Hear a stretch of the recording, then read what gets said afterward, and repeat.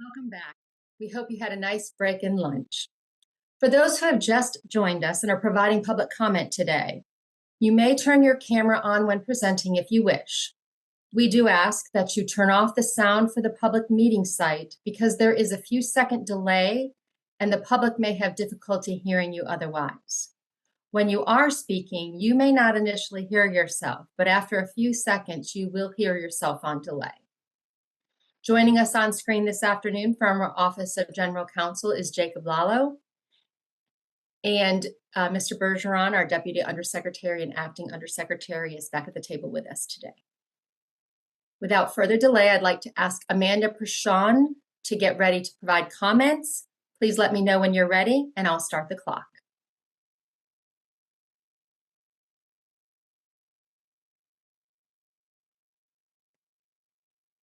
Amanda? Hi, I just got in the room. I Wonderful, am ready when you are. 3 minutes, please. Thank you. Thanks. Hi, thank you for having me. My name is Amanda Prasoon, and I am the Director of Public Interest Financial Support at the University of California, Berkeley School of Law, but I'm here today in my individual capacity. I manage Berkeley Law's Loan Repayment Assistance Program for law graduates working in public service jobs. And in this role, I work with hundreds of students and lawyers using income-driven repayment and pursuing public service loan forgiveness. Helping borrowers navigate their federal student loan repayment system has shown me two things: that borrowers face tremendous hurdles accessing these programs, and that these programs are vital for keeping payments affordable and ensuring we have dedicated public servants in our workforce. Maintaining affordable IDR options and broadening access to PSLF are of the utmost importance. Without these programs, our economy would be in a tailspin. Millions of borrowers would go into default, while millions of others would be forced to leave lower-paying public interest and public service careers, like teaching, legal aid, and firefighting, to work for corporate interest. I'm asking the Department of Education to preserve and expand IDR and PSLF, and I have three suggestions today. First, to decline to implement President Trump's illegal executive order asking the department to limit PSLF access for certain public interest employees. We know the Higher Education Act defines a public service job as one in government or at a 501c3 nonprofit, and there's no room for the Department of Education to carve out exceptions like the president is attempting to do.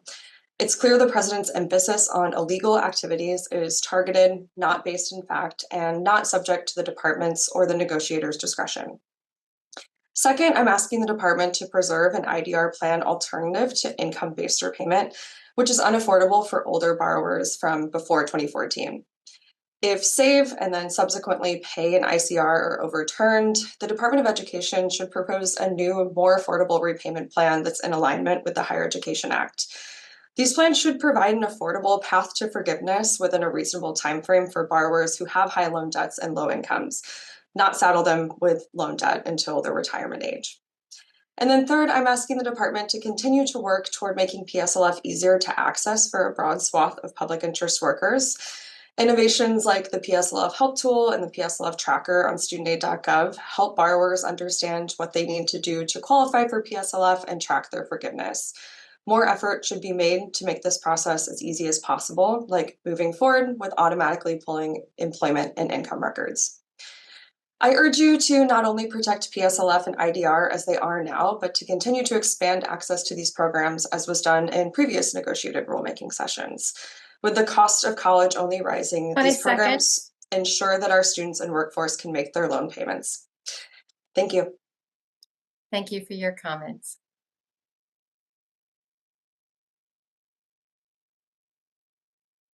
Bob Perry? Please let me know when you're ready. I'll start the clock. I'm ready. Okay. You have 3 minutes.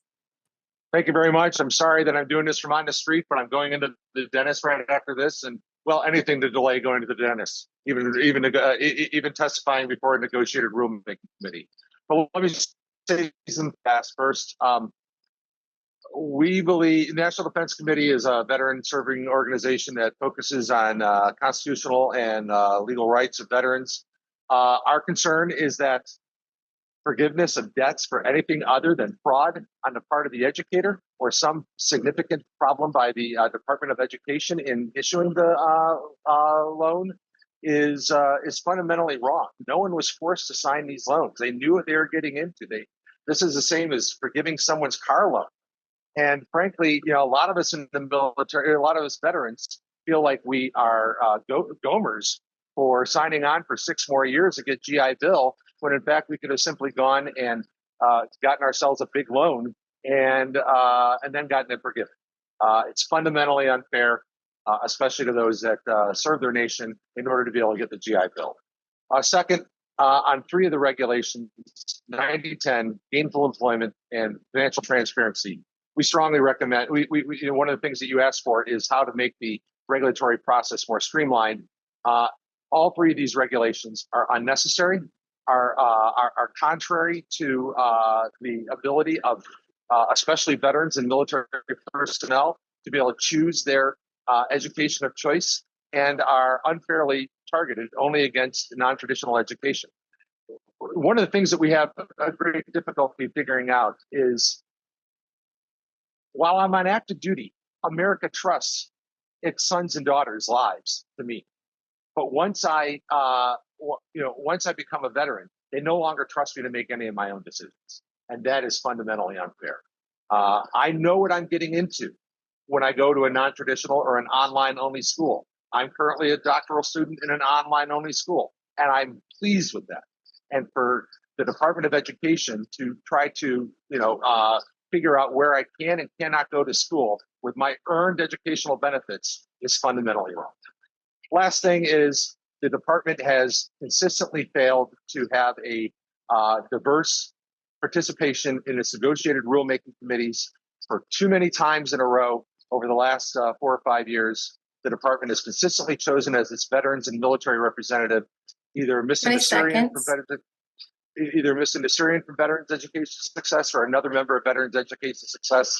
And this is contrary to the type of diversity that a negotiated rulemaking committee needs to have. Thank you very much. Thank you for your comments.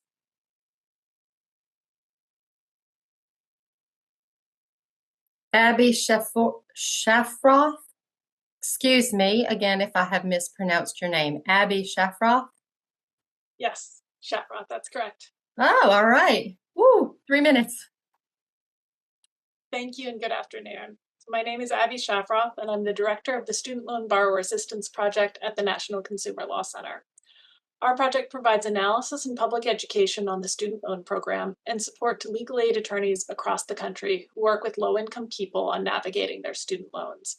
We also participate as a member on the 2021 IDR Rulemaking Committee. I have 2 recommendations as the department considers changing the rules on IDR yet again this year. First, the department should reconsider its timing. Student loan borrowers have been through unprecedented change and disruption over the past year, as IDR plans have been removed, the terms of remaining plans changed, applications abruptly pulled down, and roughly 1 million borrowers have been left in a backlog waiting for their IDR applications to be processed. We are hearing from borrowers across the country that they are incredibly confused and stressed about navigating these changes, affording their bills, and avoiding default. And more changes on the way. A House committee advanced legislation just this week that would dramatically change repayment options next year and eliminate the pay-as-you-earn and ICR plans entirely. Changing these rules on borrowers now, while Congress is pursuing changes that would change things yet again next year, threatens to create unnecessary disruption and stress for borrowers. Instead, the department should wait and see if Congress enacts changes to repayment options, and only then proceed from there. Second, if the department does move forward with the rulemaking on repayment, it should focus on 2 things. First, keeping its promise to borrowers, as reflected in their loan contracts, to allow borrowers to cap payments at no more than 10% of disposable income and to have any remaining balance canceled after no more than 20 to 25 years. That is in borrowers' contracts, and the government should honor its commitments. 2, providing access to affordable payments and addressing the default crisis. Prior to the payment pause, roughly 1 million borrowers defaulted every year, mostly from low-income and working-class families, and with devastating consequences for their finances, their families, and the broader economy. The SAVE plan was designed to improve repayment and reduce defaults. But with the SAVE plan currently blocked and the cost of living much higher than it was in 2019, There are now some 4 million borrowers behind on their loans and on track to default this year. The department can stem the default tide and help low-income people successfully manage their loans by restoring and implementing key reforms included in the SAVE regulations, including automatic 20 enrollment seconds. and IDR for borrowers who fall behind on payments, automatic recertification using data matching, affordable payments for all, and $0 payments for borrowers whose low incomes leave them vulnerable to food insecurity, so borrowers and their kids don't go hungry because of student loans. Thank you. Thank you for your comment.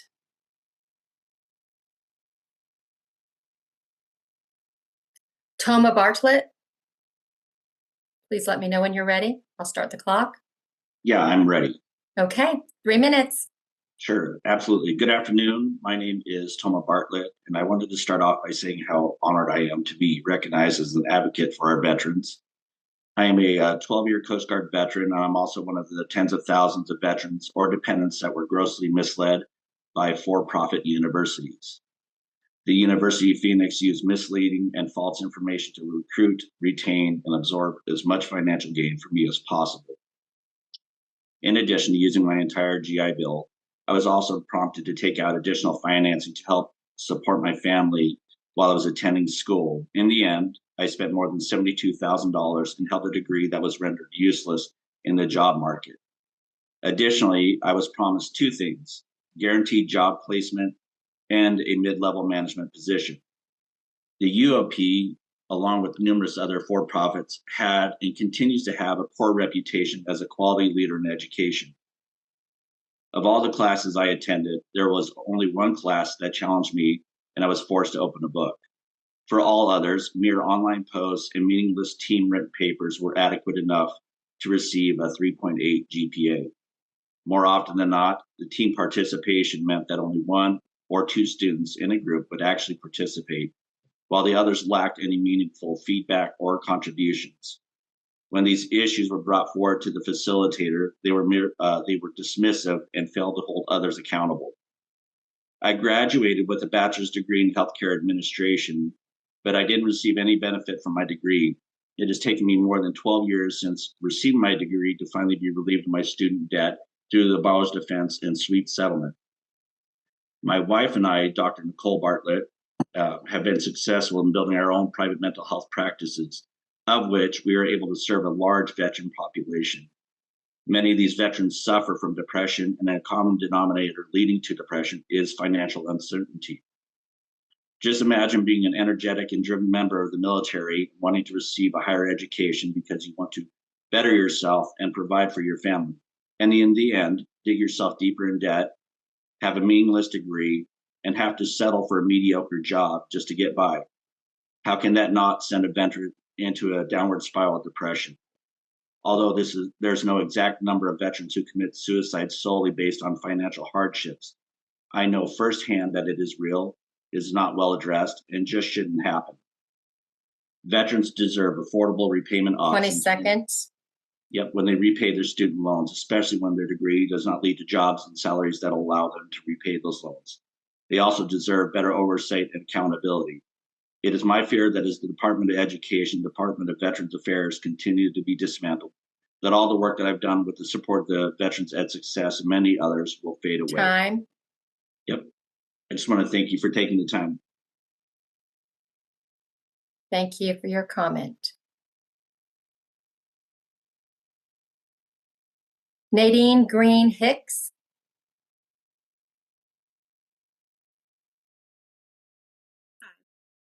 Hi. Nadine, can you speak up a little bit to make sure we can hear you?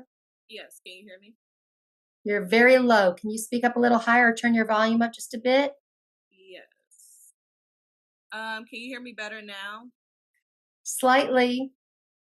Oh gosh. Going to ask you to yell at us today so that we can hear you. Yeah. How about now? It's a little better. We'll do our best. How about you got 3 minutes? Sorry. Okay, so I just wanted to say that PSLF is not about student loans. It's about the people who show up for all Americans: firefighters, social workers, mental health professionals, doctors, nurses, corrections officers, and more. We don't serve just Republican or Democrat Americans, not just white, Black, Hispanic, or Asian Americans. We serve everyone. That is what public service is. My story isn't different from a lot of people. I grew up in the foster care system and was adopted at 14. My adopted family did not have the money to send me off to college. I had to apply for scholarships as well as being awarded some of the Pell that we qualified for. My dad was on Social Security and my mom was an LPN. They didn't really make that much money, but in the eyes of the government and based on the rules, they had. I chose human services because I wanted to give back to youth and families just like those who supported me.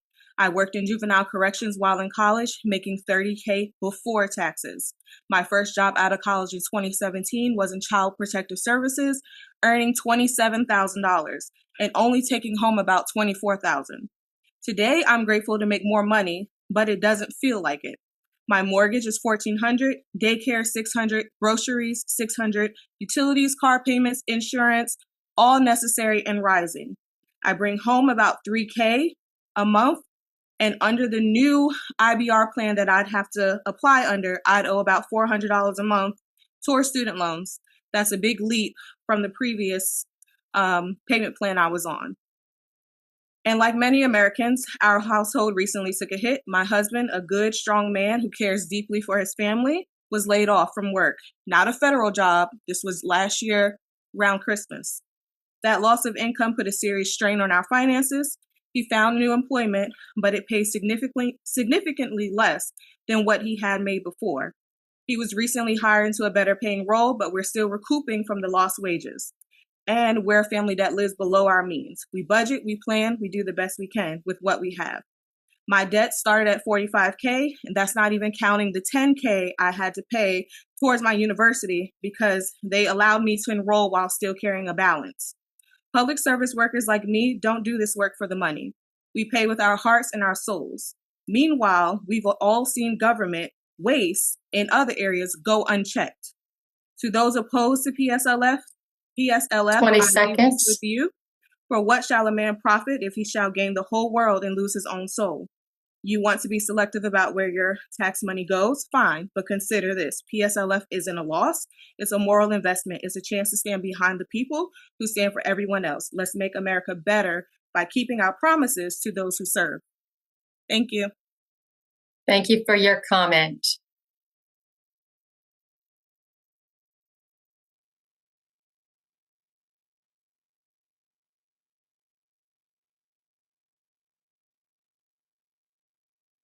Michael Blackstone.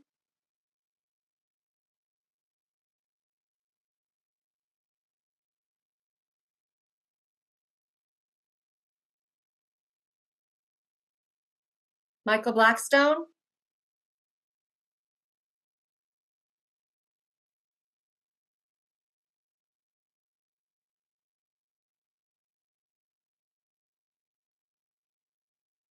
Hello. Jana McKay. Thank you. Good afternoon. My name is 3 minutes. Okay, thank you. My name is Jana McKay, an accredited financial counselor and director of educational debt counseling and financial wellness at Oregon Health and Science University. I've spent the past 20 years in higher education helping students, alumni, faculty, and staff navigate federal loan repayment and forgiveness programs. In my current role, I've had the privilege of helping the OHSU community secure over $15 million in loan forgiveness through the PSLF program. I've seen firsthand how transformative PSLF can be, not just for individual borrowers, but for the communities they serve. PSLF is more than financial relief.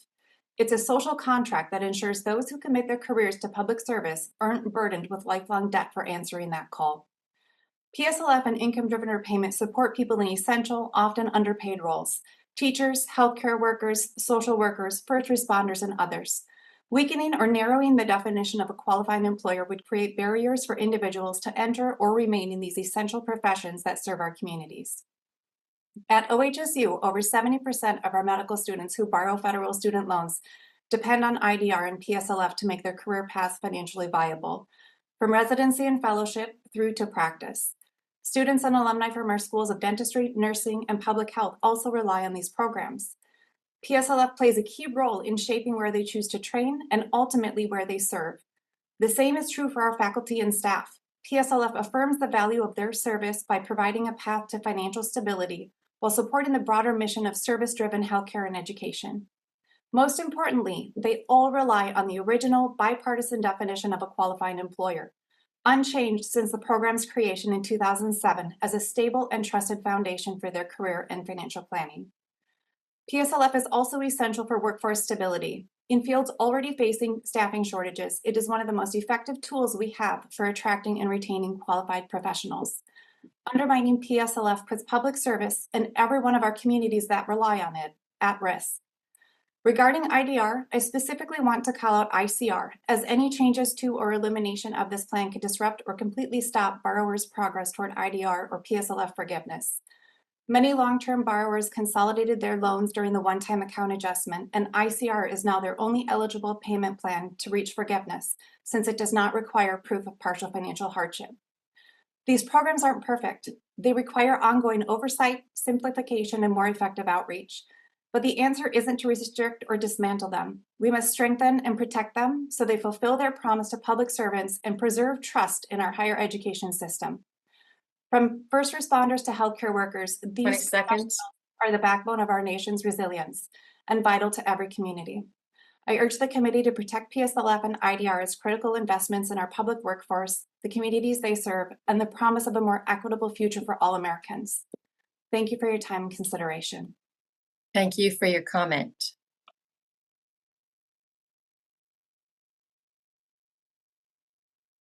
Aisha Baruni. Hello, good afternoon. You have 3 minutes. Thank you. My name is Aisha Baruni. Thank you for the opportunity to speak. I'm a staff attorney with Legal Services NYC, the largest provider of free civil legal services in the country. Every day, we help low-income clients with their student loans. Many of our clients are disabled or work low-wage jobs. The vast majority want to repay their loans, but need an affordable monthly payment plan that they can easily enroll in and remain eligible for. Right now, there are 2 types of repayment plans, standard and income-driven. Standard plans pay off the student loan debt over a fixed period of time and don't consider household income. These plans can be extremely unaffordable. For example, I think numbers are good. A single borrower with no dependents with $38,000 of federal student loan debt, that's national average, would have to pay approximately $439 a month for their student loans on a 10-year standard repayment plan. Unless you have a good job, this is going to be very difficult. That's why income-driven repayment plans, IDR plans, that consider a borrower's income and household size are so critical. Imagine that same hypothetical borrower has only $30,000 a year of income. Under an income-based repayment plan, IBR plan, she would pay only $62 a month rather than be required to pay $439 a month. But the promise of an affordable monthly payment plan vanishes for many parents who take out student loans for their child's undergraduate education.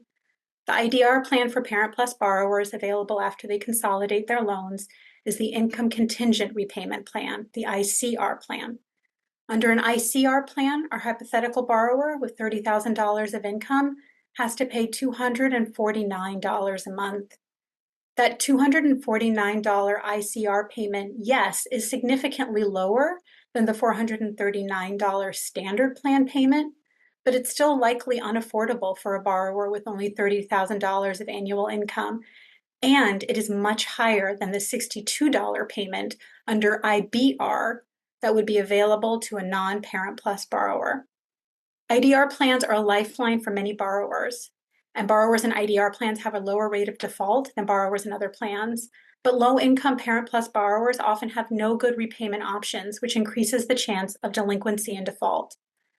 With these complicated options, our clients need reliable information from their loan servicers to help them choose and enroll in the best repayment plan. Instead, borrowers receive inaccurate or generic servicer notices that only frighten and confuse them. Many borrowers cannot reach their servicers by phone, particularly 20 seconds. When borrowers can get through, they receive information that conflicts with the notices or is just wrong. This is an ineffective and inefficient system. Servicers need to be adequately staffed, properly trained, and more user-friendly. Finally, my clients, many of whom are seniors, are challenged by the yearly process to manually recertify their income for IDR plans.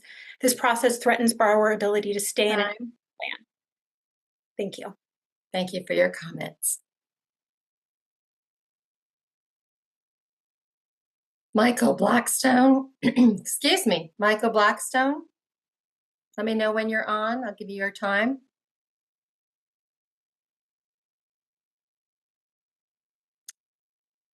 Dolores Nikolai, please let me know when you're on.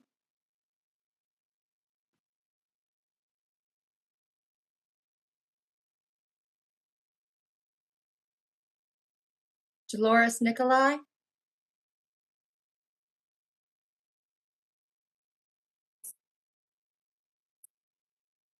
Do we have Spencer Dixon? Dolores is here. Dolores, welcome. You have 3 minutes. All righty. So thank you for the opportunity to comment today on Public Service Loan Forgiveness, or PSLF. I'm Dolores Nikolai, Principal Loan and Contract Analyst in Student Financial Support at the University of California, Office of the President. The University of California enrolls close to 300,000 students and has 2.5 million alumni. UC both prepares students for careers in public service and employs public servants. Economically, UC operations support 529,000 jobs in California and contribute $55.8 billion to the state's gross product. As someone who is committed to public service, I urge you to preserve the current structure and employment eligibility criteria for the PSLF program. PSLF is a pathway for students and employees to serve in roles that are vital to the health, education, and welfare of the communities we live in and serve. Any change that refines or narrows the scope of PSLF employment undermines the statutory purpose of attracting students in public service roles. This also increases risk that presents eligible employers will lose highly qualified current talent to the private sector, as many valued public service roles cannot compete with private sector wages. In a 2024 study published in the Journal of American Taxation Association, the PSLF program promoted nonprofit employment and increased organizational effectiveness across the nonprofit sector, with employee output exceeding the average PSLF forgiveness amount for 94% of nonprofits. Additionally, the community served would bear the brunt of these changes. Reducing access to PSLF threatens the availability of qualified teachers, doctors, nurses, and other public service professionals in essential service settings. It risks creating service gaps in areas already facing workforce shortages. For example, the UC Berkeley Labor Center found that many public service occupations such as nursing, policing, and teaching had shortages that predated the pandemic, and that those shortages have increased since then. These shortages have short and long-term impacts on the community's safety and prosperity. PSLF is an investment in the communities where people serve. I strongly urge the department to maintain the current employment eligibility criteria and uphold the original intent of this essential program. Thank you again for the opportunity to provide comments today. Thank you for your comments.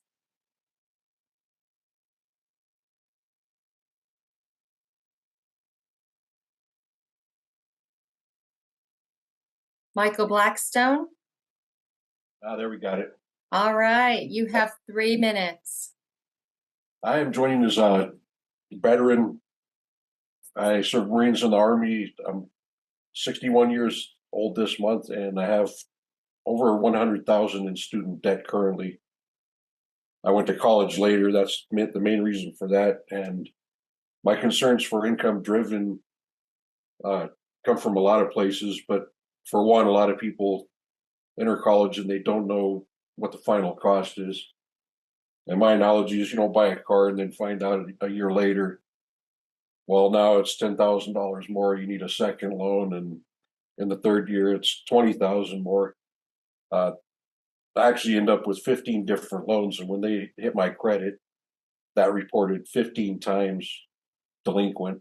So I went from a low 800 score to a 515 literally overnight. Some other concerns just on the education side itself for new families, that's not in my scope, but college people that have to they want to start families, they have to weigh that's a big topic now, having babies. You can't weigh you have to make a choice. You're going to pay your student loans, you're going to start a family or buy a house. We really need income-driven plan that also takes discretionary income based on maybe zip code, something like that. It costs somebody in California a lot more to live on the same income as it does in another state. I thought national security was part of it. You need people that are educated to hold the jobs here instead of bringing H-1B visa people to hold those jobs just because we don't have people to do it. And then cost of living changes over time. So what makes sense for like a fixed payment today is not going to be any good 10 years from now. Some things I did look at were the income-driven plan had a higher payback rate compared to other plans. I think it was 6% default rate, where other plans were 15% default rate. Some of the suggestions I had for an income-driven were, however they do the formula, what they call discretionary income, really needs to be 20 seconds. I would like to see a 1-to-1 tax credit for amounts actually paid to your student loans. I think that would encourage repayment ahead of schedule.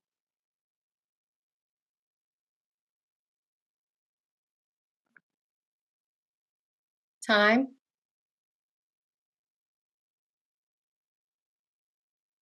Thank you for your comments.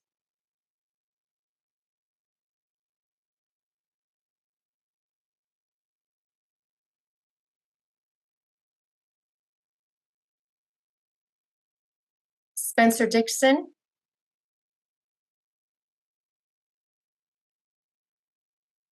I'm sorry, 1 second. All right. You have 3 minutes. Okay. Thank you for the opportunity to provide comment. My name is Spencer Dixon. I'm a former student debt advocate, current student loan borrower, and current state employee pursuing PSLF. In its April 4th posting announcing its intention to form a negotiated rulemaking committee, the department identified changes to the PSLF, ICR, and pay programs. For PSLF, I think it's important to look at what the law says. 20 U.S. Code Section 1087E defines a public service job as a job for, quote, an organization that is described in Section 501c3 of Title 26 and exempt from taxation under Section 501A of such title, unquote, in addition to listing specific public sector jobs. The law is clear. If an organization meets these requirements, full-time waged employees are eligible for PSLF, full stop. There exists no authority for the department to make additional arbitrary determinations of which organizations may qualify. There is already an extensive nonprofit status review process at the IRS that ensures PSLF eligible organizations are serving the public interest. It's disheartening to have to say this, but this should not be an invitation for this administration to abuse its power and politicize the nonprofit review process at the IRS. On March 7th, the White House released an executive order that calls on this department and Treasury to restrict eligibility for PSLF to organizations for seemingly innocuous reasons like aiding or abetting violations of immigration laws and supporting terrorism. Without taking into account the previous actions of this administration, these restrictions seem like common sense safeguards. But the American people are not stupid. They know that, like the unprecedented actions of deporting lawful residents based on their nonviolent political speech, or the rescinding of funding to public schools based on their support for transgender students, or their promotion of diversity, equity, inclusion, these restrictions will be used to abuse power and punish people and institutions this administration disagrees with. As numerous courts have found, these actions are unlawful. And let's be very clear, an unlawful policy does not magically become lawful just because it goes through a formal regulatory process. That's not even to mention that this EO breaks a promise to millions of borrowers who already work or plan to work for affected nonprofits. 20 that seconds. serve the public interest. As for changes to ICR and pay, the law is similarly clear that payments are required for no longer than 25 years. Any change to extend repayment periods beyond that range would be unlawful. In the interest of time, I will end there. Thank you. Thank you for your comments.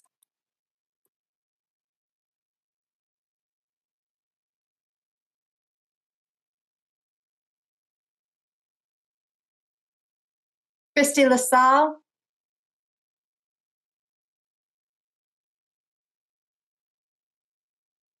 Christy, let me know when you're on so I can tell you your time. I'm on, I believe. I believe I'm on now. 3 minutes, yes. Okay. My name is Christy LaSalle. I'm a lawyer, so I need to say that I'm here today in my personal capacity. Unlike many speakers today, I have no student debt. I've been lucky enough to pay back my loans in full. And I often hear that affordable student loan payments and public service loan forgiveness is a slap in my face, that because I paid my debts, PSLF is unfair to me. So let's talk about fairness. A while back, I loaned a friend money to start a house painting business. And he couldn't have gotten his business off the ground without that loan. And we made a deal. If he painted my house green every year for 10 years, I'd forgive his debt. He agreed, even though that meant he had to pass up on other higher paying gigs over the years in order to make good on that promise. And he's done a fantastic job for the past 9 years. But this year, I decided I'd rather paint my house blue. So I told him our deal was off and that he owes me the full amount plus interest. Was that unfair? Is it cruel? It's both. And don't worry, my story is completely made up, but for thousands of Americans, that situation is very real. The government promised borrowers that served their community for 10 years and made affordable income-driven payments while they did, that their remaining debt would be discharged. But now the agency is contemplating defying that contractual promise. My sister works in a public school, and it's the middle of the school day, so she can't be here. And that means she can't stop me from bragging about her a little bit. She followed her dream of becoming a school psychologist, even though that would require advanced degrees for a very small salary. But because of public service loan forgiveness and the promise that was written into her lending documents, she could make it work. So she's been painting your house for 9 years. She has made every payment on time. She has navigated the utter negligence of servicers like Mohila, and she's been stuck in limbo for almost a year because some attorneys general thought it was unfair to me that she should be able to afford her payments. And now, to hear that the agency is considering reneging on its contractual promise after she's already performed 90% of her obligations, that is what is unfair. Our public servants deserve a repayment and loan discharge program that is strengthened, not diminished. Income-based repayment plans should have updated discretionary income tolerances that take into account inflation and the cost of living. Protect the buyback program that remedies the months that borrowers have been forced into involuntary forbearances, even while continuing to perform qualifying service. Public servants should have their remaining balance discharged after they've held up their end of the bargain. Our public servants 20 deserve seconds. that they have earned. Thank you. Thank you for your comment.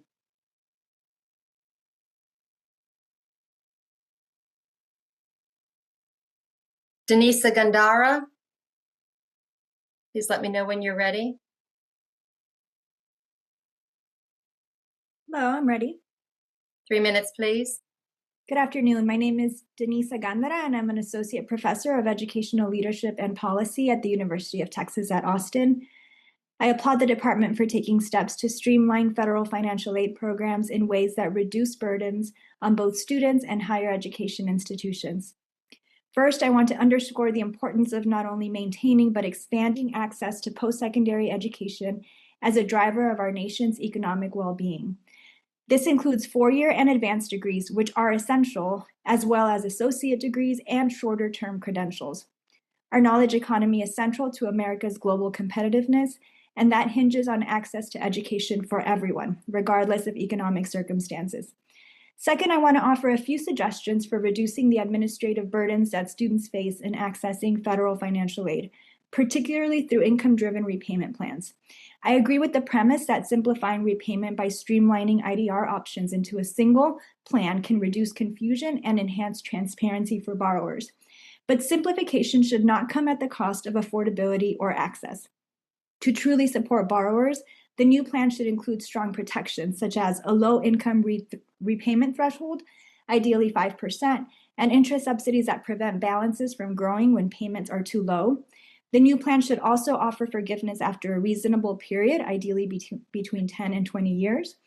And to reduce informational barriers, which are significant when it comes to income-driven repayment, the new plan should be paired with loan counseling and communication tools. And this is one area where AI could be leveraged to deliver personalized, accessible guidance. One word of caution here is that data protection and privacy should be prioritized. The new plan should also grandfather in existing borrowers and avoid forcing transitions into the new plan, which could disrupt the lives of those who made financial and life decisions based on current repayment terms. Crucially, any changes should preserve the Public Service Loan Forgiveness Program. While refinements to improve access and clarify eligibility are welcome, changes shouldn't reduce benefits for public servants or discourage talented individuals from entering public service. As we've heard throughout the day, teachers, nurses, public defenders rely on PSLF to sustain their livelihoods and to plan for the future. Finally, I urge the department to put in place a plan to evaluate the effects of any changes made through this rulemaking process, including on borrower outcomes. In closing, students and borrowers are watching. As we've heard today, and as research confirms, loan uncertainty affects not just their, but also their mental and physical health, their career paths, their workplace productivity, home ownership, and their family planning decisions. I hope this process results in reforms that make college more affordable, not less affordable, for people seeking higher education and a better life. Thank you. Thank you for your comment. Rita Jones, please let me know when you're ready. Hello, I'm ready. 3 minutes. Hi, my name is Dr. Rita Jones. I am a student borrower and a member of the Community Action Council of the Project on Predatory Student Lending. My experience with predatory lending and deceptive practices in higher education has been both deeply frustrating and disheartening. I attended Grand Canyon University to pursue a master's degree in counseling. Initially, the program seemed promising. However, as I near graduation, I learned that many states require CACREP accredited degrees for professional counseling leisure, something my program did not have. Without this accreditation, my job opportunities were severely limited. By the time I realized the limitations of my degree, I was drowning in debt without a lucrative career. Trying to pivot, I pursued a doctorate in healthcare administration at Capella University. The school advertised to my employer, which led to believe it was a solid investment. Once again, I was disappointed as my institution's reputation hindered advancement. Today, despite holding 2 advanced degrees, I'm burdened with overwhelming student loan debt and stuck in a career far removed from my original aspirations. The emotional and financial toll has been devastating, and that's even more heartbreaking is knowing that my story is far from unique. Colleagues who attended similar programs face the same barriers, resulting in underemployment and massive debt. Now the situation is poised to become even worse for borrowers like me.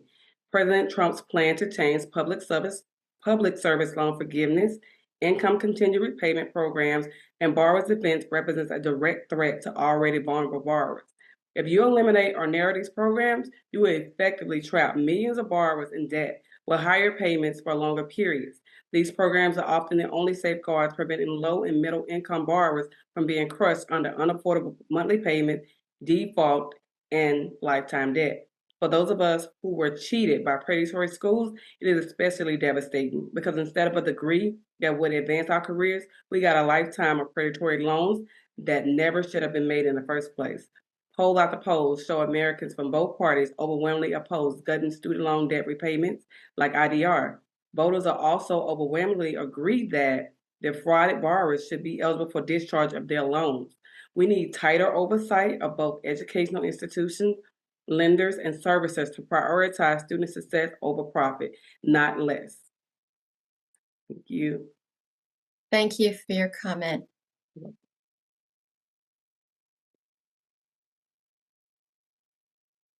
Amy Weisbrock, you'll let me know when you're ready. I'll start the clock.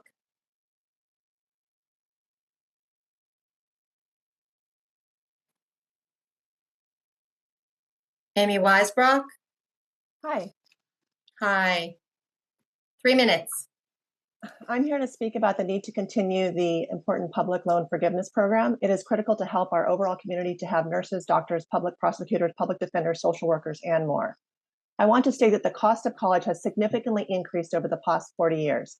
I graduated higher education over 20 years ago and enjoyed much lower education costs, as well as a low interest rate when I graduated. I was lucky. The cost of higher education has increased in multiples of inflation, and the interest rates have also increased at the same time. This has made the public loan forgiveness program and other income-based programs even more important. The New York Times podcast, The Daily, had an interesting podcast 10 days ago on April 21st that went through the history of what occurred, and I feel that this would be a good source for all of you to look at. I am highly concerned on the millions of people who are currently stuck through no fault of their own in the SAVE forbearance due to the current lawsuit. And I am concerned that the millions of students who have recently graduated and are about to graduate with the stress of the discussions and potential risks to the public loan forgiveness programs. Please, the one thing I ask you is do no harm.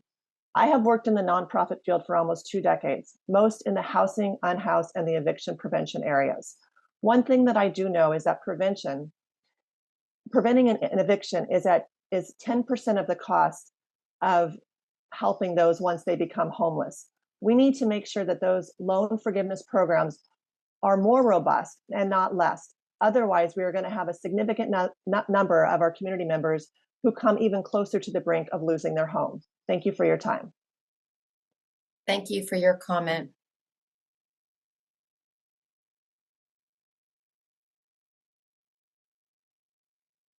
Jennifer Poole, please let me know when you're ready.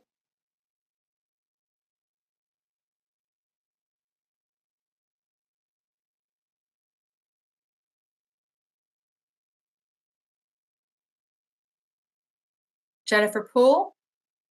Hi. Hello. Hi. 3 minutes. All right. Sounds good. Hi, everyone. My name is Dr. Jennifer Poole, and I conduct research and coaching for higher ed and workforce development organizations. I urge the department to do the following in writing the rules for PSLF and financial aid, both for undergraduate and graduate borrowers. First, implement an income-driven repayment plan that truly meets people where they are. I was originally on Repay. I didn't ask to be moved, but the government transitioned me to Save. However, both plans offered manageable payments based on real-life income. I appreciate the goal of simplification, but not if simplification just raises the payments across the board. We don't need fewer plans if they leave borrowers behind. Second, use take-home pay, not gross income, to calculate the loan repayment and cap PSLF payments at no more than 5% for undergraduate and graduate loans. Gross income overstates what borrowers actually have to live on. Many graduate borrowers work in lower-paid public service roles and should not be expected to pay more than others. A single 5% cap based on take-home pay is clearer, fairer, and more sustainable. Third, protect borrowers with high debt burdens from being penalized. According to Dr. Daniel Collier at University of Memphis, those most likely to be in IDR plans are borrowers with high balances, middle earners, women, and minorities, the exact groups that PSLF and IDR are intended to support.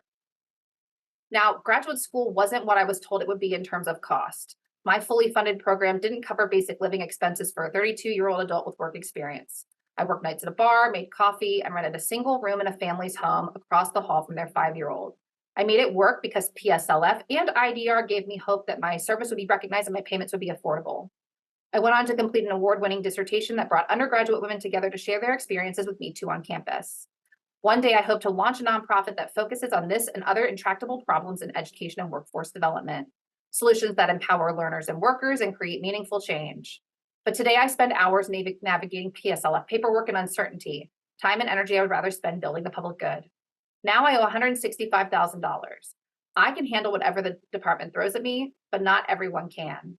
I'll also have to make sacrifices to do it, possibly the last years of my fertility and the chance to start a family.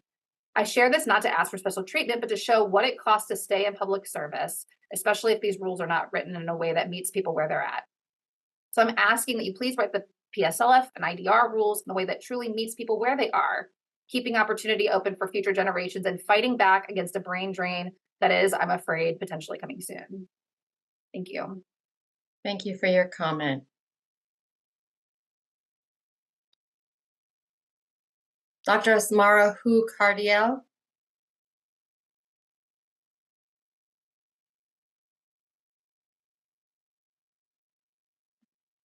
Hello. Hi, you have 3 minutes. Thank you.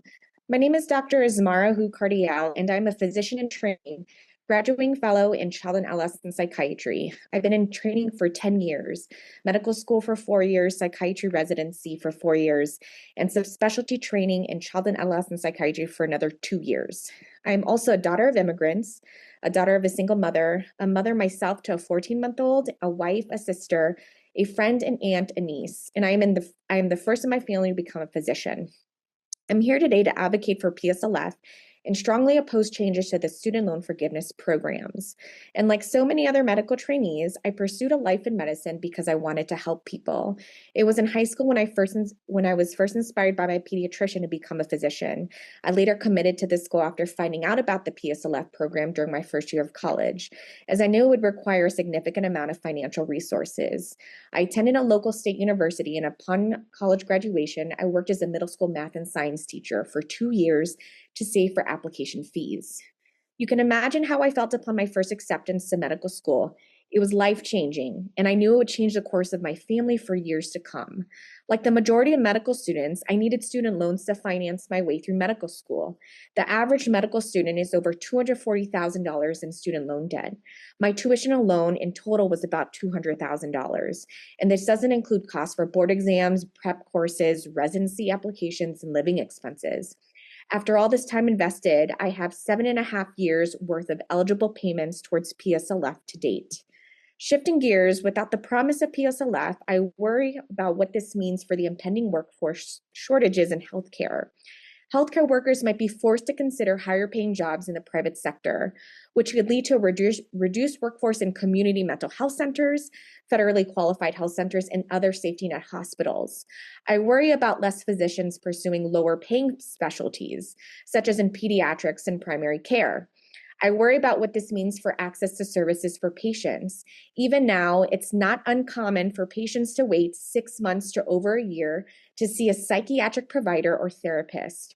I worry about what this means for ongoing burnout in physicians of all specialties and sustaining the future of the healthcare workforce. Because of this, I'm advocating for the following. 1, investing more resources into the PSLF program so applications, inquiries, submissions can be processed within a reasonable amount of time so that service representatives can be reached to answer questions borrowers may have about their account. 2, 20 seconds.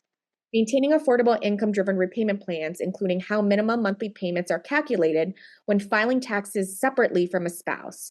3, continue to count payments during medical training for doctors and dentists, because without this, it would disincentivize those pursuing the medical field.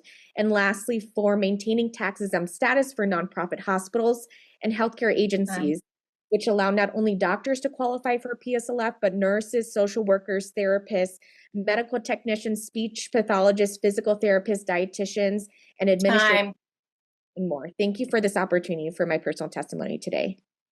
Thank you for your comment. Louis Derrick, please let me know when you're ready. I'll start the timer. Hey, can everyone hear me? Yes. Hey, good afternoon. My name is Derek Lewis II. I'm from a small town by the name of Lamar, Texas, but currently reside in Hyattsville, Maryland. I serve as the interim national director for the NAACP Youth and College Division, representing over 28,000 youth members that make up 700 college chapters, youth councils, and high school chapters across the United States. The Public Service Loan Forgiveness Program was created to honor those who dedicated their lives to serving others. But for far too long, it has been broken promises more than benefit. While reform is long overdue, today's proposed changes do not move us forward, they drag us backward. Let's be clear, the administration is mischaracterizing the historic and legal use of waivers that have helped correct years of failure. That temporary relief didn't abuse the program and honor public servants who had already done the work and were wrongly denied forgiveness. Walking back that relief or threatening to revoke earned forgiveness would be a cruel and unjust behavior to Americans. And we cannot allow that practice or this process to become an excuse to punish borrowers retroactively. No one should have to fear losing their relief that they've already been promised, especially those who stepped up during a national crisis. We have an opportunity now to expand, not restrict the PSLF program. So finally ensure that all public servants, regardless of race, occupation, background, can access this program. Teachers, organizers, healthcare workers, city employees, and nonprofit staff all keep this country running. The work that they do is Mr. public Lewis? service. Correct. Mr. Lewis? Hello? Hello, can you hear me? Yes, I stopped your time. Please continue. Thank you. The work they do in public service is their debt should not be. Excuse me. The work they do in public service and their debt should not be a life sentence. We must also stop sharing the idea that some jobs are worthy than others.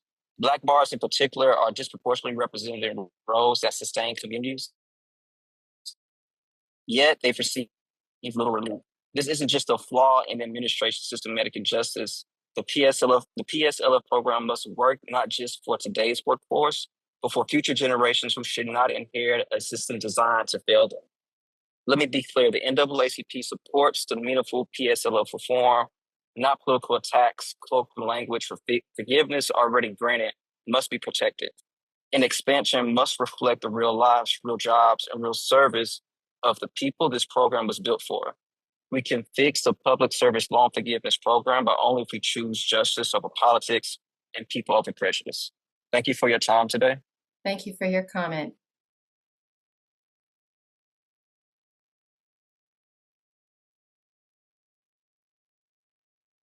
Kowa Apara.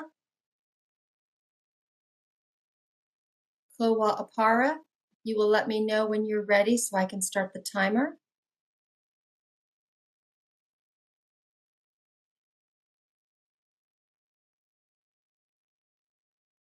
Greetings. You ready? Yes, 3 I'm minutes. ready. Good afternoon, everyone. My name is Kua Mausi Apara. It's a pleasure to be here. I was very excited when I received the email, and I said I have to speak if I am able to. As an American citizen, I am a millennial. I'm actually the first of my family's generation, of my family's bloodline, me and my twin sister and our younger sister, to be born post-civil rights, meaning all of my parents and all of my grandparents were born either under legal segregation or some type of legal sanctioned oppression or systemic injustice. So I am the first of my generation to really kind of come off or get a start on a somewhat of a fair footing. I come from a social worker mom and a bilingual school teacher dad.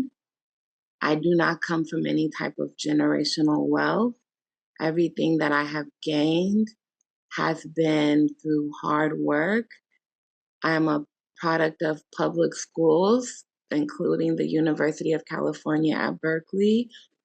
And for graduate school, I went into considerable debt, including a medical school program that I had to not finish because the loans were just enormous. It was an overseas Caribbean, but accredited university. And I want to say that we have a lot of foreign trained physicians because it's actually more affordable to attend a medical school in a different country and come here and pass the boards. I would say that a lot of working class Americans like myself deserve access to equitable loan forgiveness. I am in so much debt at this moment, and it is unbearable. I live in the Bay Area where we already have $3,000 rent. And people like me who dedicate their life to the public service sector, we deserve a fair chance. Because I work for a nonprofit that does DEI work, now it has been said that my 20 loan seconds. forgiveness will not be honored. Please have a heart, and thank you all for your time. Thank you for your comment. Thank you, Tammy.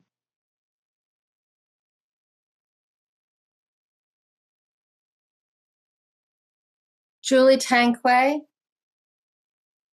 Julia Tanquay. Yes, hi, how are you? Hi. You have 3 minutes. Thank you. So my name is Dr. Julia Tanguay, and I'm a pediatrician. I've been a general pediatrician now for 5.5 years, not including my residency. I did my training in Ohio and then worked in the emergency department for 2.5 years before I moved back to Colorado to do primary care in Colorado Springs. I am here today to talk about and give testimony about my professional service and how I've worked in the public sector now at nonprofit organizations since 2016. So this has included my residency and all the places I've worked since then. I will be due for forgiveness if it hadn't been for the SAVE injunction in December of 2026, and I'm restarting payments with income-based repayment this month. I'm not sure if the members of this hearing are aware of this fact, but pediatricians are the lowest paid medical specialty. And knowing that I wanted to do pediatrics, I worked throughout my undergraduate studies in work service jobs.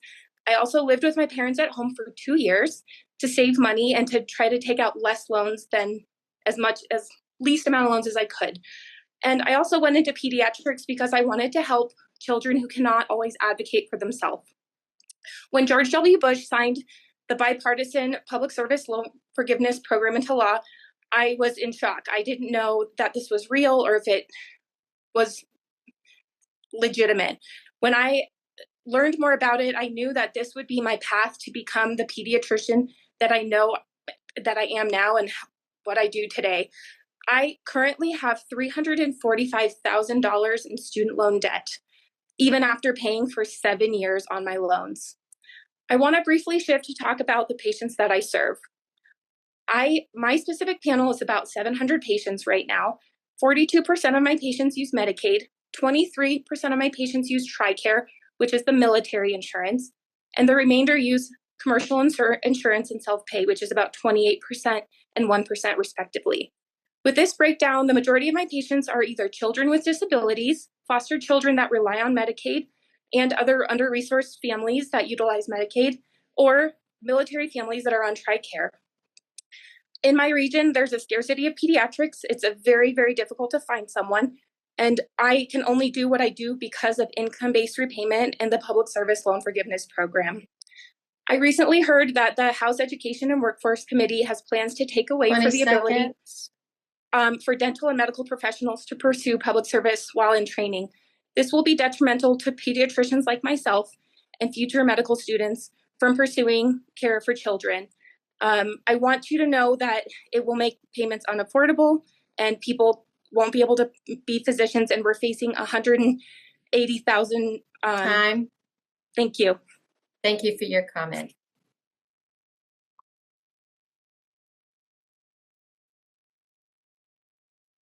Hi, good afternoon. Hold on 1 second. Okay. To make sure I get your time straight, give me just a second. Hello, Alexis Stanley. Yes. 1 second. No problem. You have 3 minutes. Thank you. Good afternoon. My name is Alexis Stanley. Thank you to the Department of Education for the opportunity to provide public comment. I am a student borrower and a member of the Community Action Council of the Project on Predatory Student Lending. Today, I speak not only as an advocate for stronger loan repayment and relief options, but also as someone who has personally experienced the devastating impact when protections for student borrowers fail. In 2008, I enrolled at Florida Coastal School of Law, a for-profit institution that aggressively marketed itself as an affordable ABA-accredited path towards its successful legal career. They promised bar passage support, job placement assistance, and strong career prospects, none of which matched the reality. Years later, the department determined that Florida Coastal had defrauded students through deceptive marketing and misrepresentations about employment outcomes, bar passage rates, and accreditation status. To fund my legal education, I took out substantial federal loans based on these false promises. Although I eventually graduated from a different law school and built a career I'm proud of today, The debt I incurred at Florida Coastal continues to haunt me. It has impacted my ability to save, build wealth, and plan for the future, and it represents a burden I never should have had to carry. I filed a borrower's defense application seeking relief, but the process has been slow, confusing, and quite honestly, disheartening. There have been long periods of silence, changing guidance, and no clear timeline for resolution. Even after institutional misconduct is confirmed, borrowers are left in limbo, emotionally and financially. This isn't just an administrative failure, it's a failure of justice. I urge the department to act boldly to fulfill its commitment to borrowers.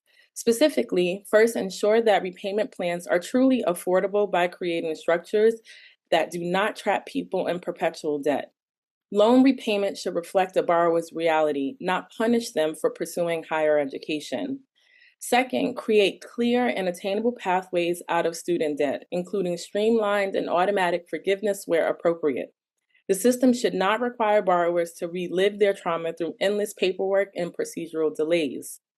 Third, hold institutions accountable when they defraud or mislead students with relief that is automatic once misconduct is confirmed. Borrowers should not be required to fight for years to receive justice after being wronged.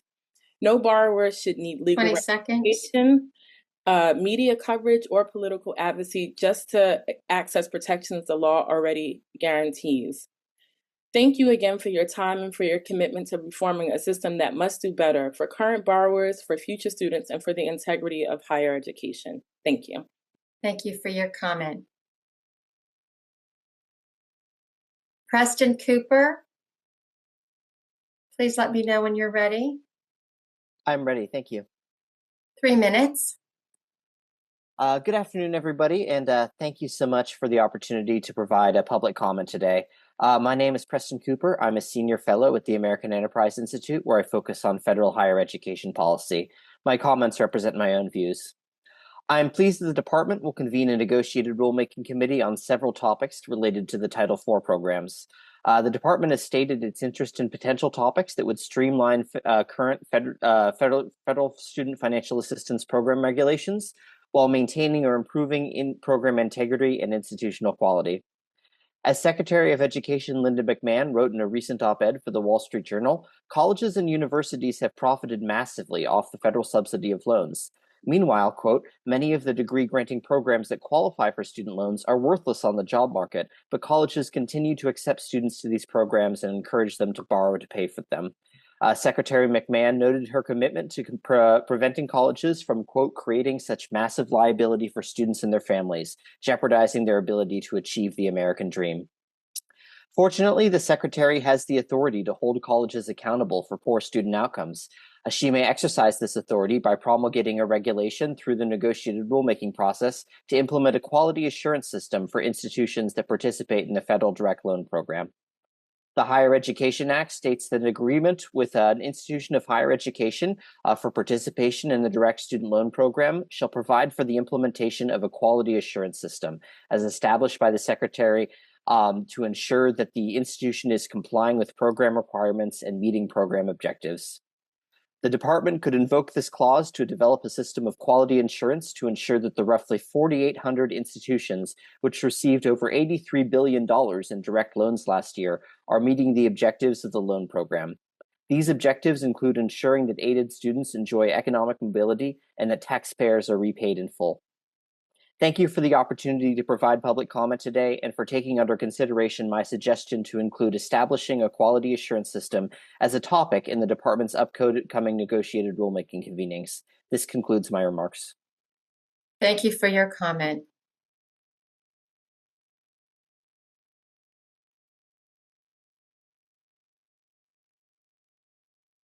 At this time, we're going to take a 10-minute break. We will resume back. We'll just say 11 minutes so that we can come back at 2:20.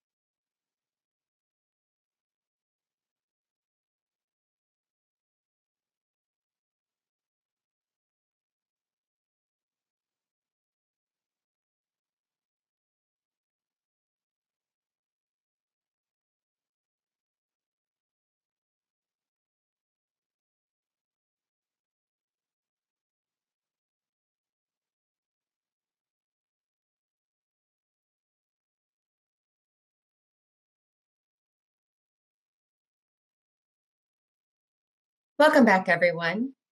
Karen Johnson, if you would ready yourself and let me know when you are ready, I'll give you 3 minutes.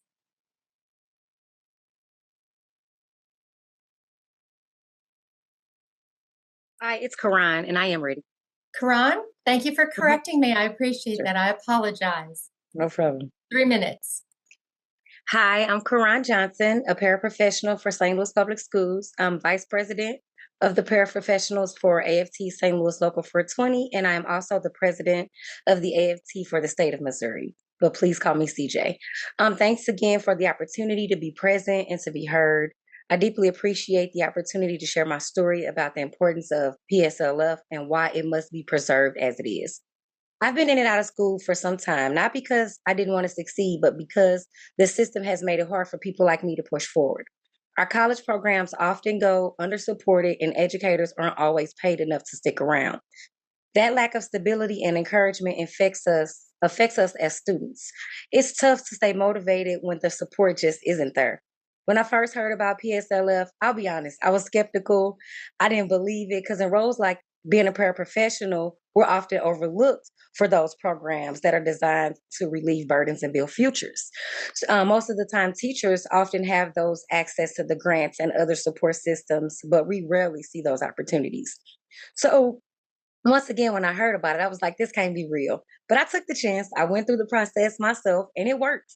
I received $12,000 in forgiveness, which directly supported my previous journey earning a degree in automotive technology, as I'm still in school right now for secondary English. That changed a lot for me. I was so moved by the impact that I asked to be trained to help others access that same opportunity. Since then, I've had countless people reach out to me, thanking me. Some even took me out to lunch because they saw money return to their accounts. I'm grateful not just for myself, but for the ripple effect it has created in my community. While my entire loan wasn't forgiven, that $12,000 lifted a massive weight off my shoulders.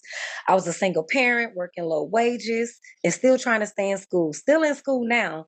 And even though I graduate this year, I plan on to keep going till I become Dr. CJ.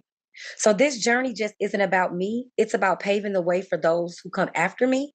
Many of us can't afford to send our children to college based on our bank accounts, especially me. I have an 18-year-old. Some of our parents never had the chance to attend college themselves. And yet here we are paying thousands of dollars just to serve the world through community and education work. I didn't choose education and union work because it pays well. I chose it because I believe in making a difference. And I know I'm not alone. Let's keep working together to create access, breaking down barriers, and uplift the next generation. Our children deserve more, and we can be the ones to make sure they get it. Thank you all so much, and I am finished. Thank you for your comment.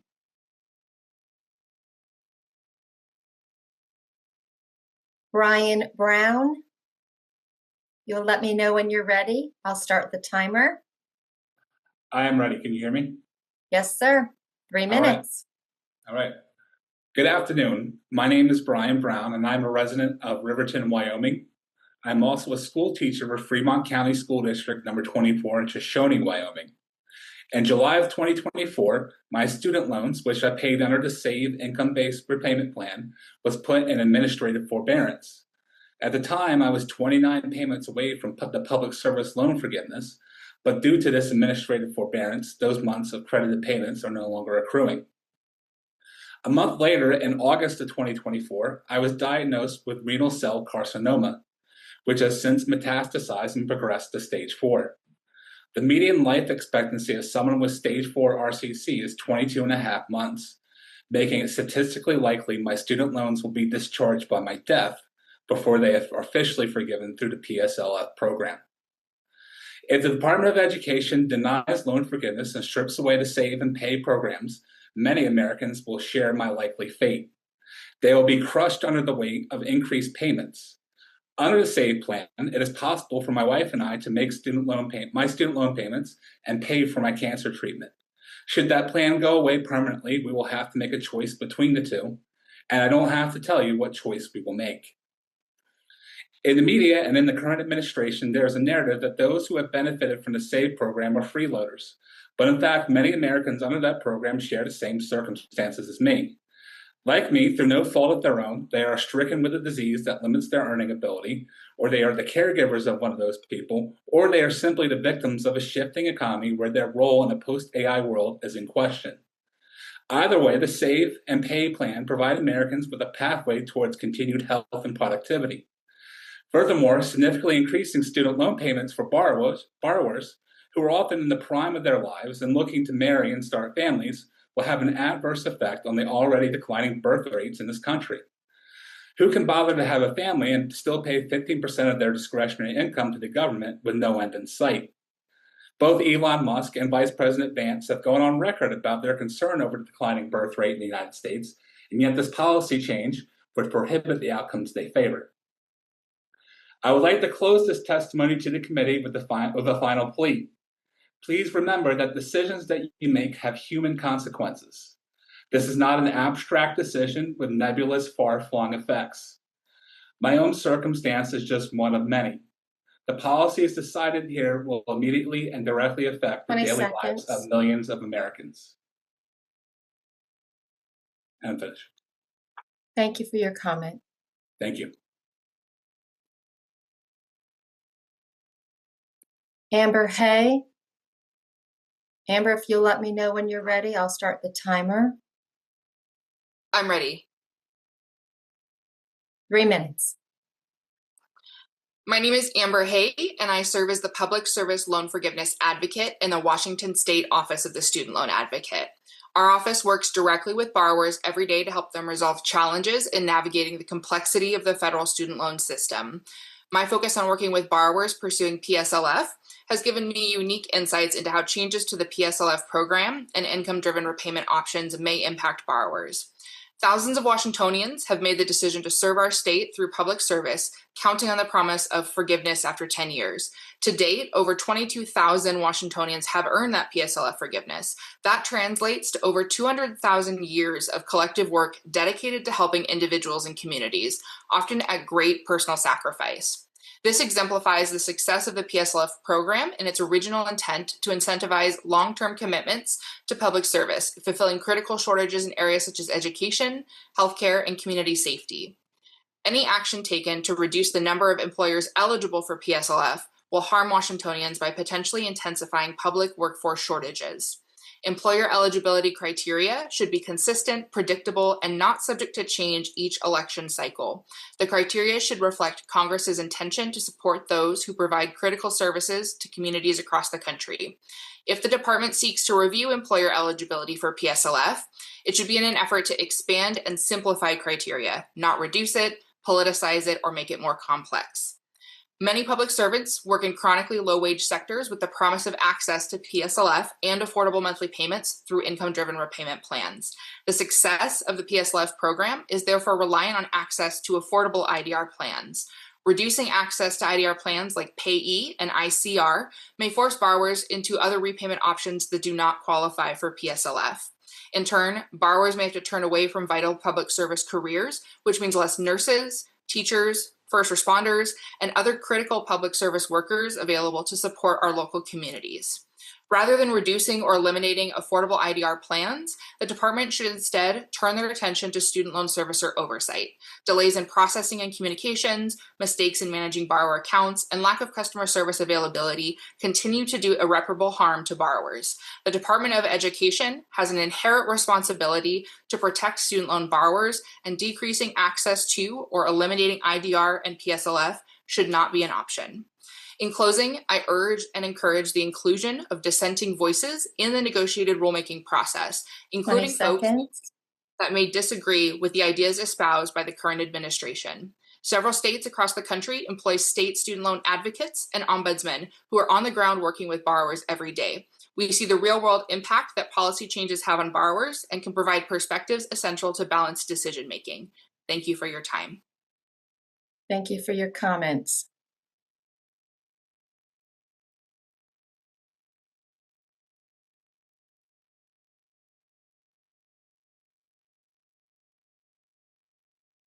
Anna?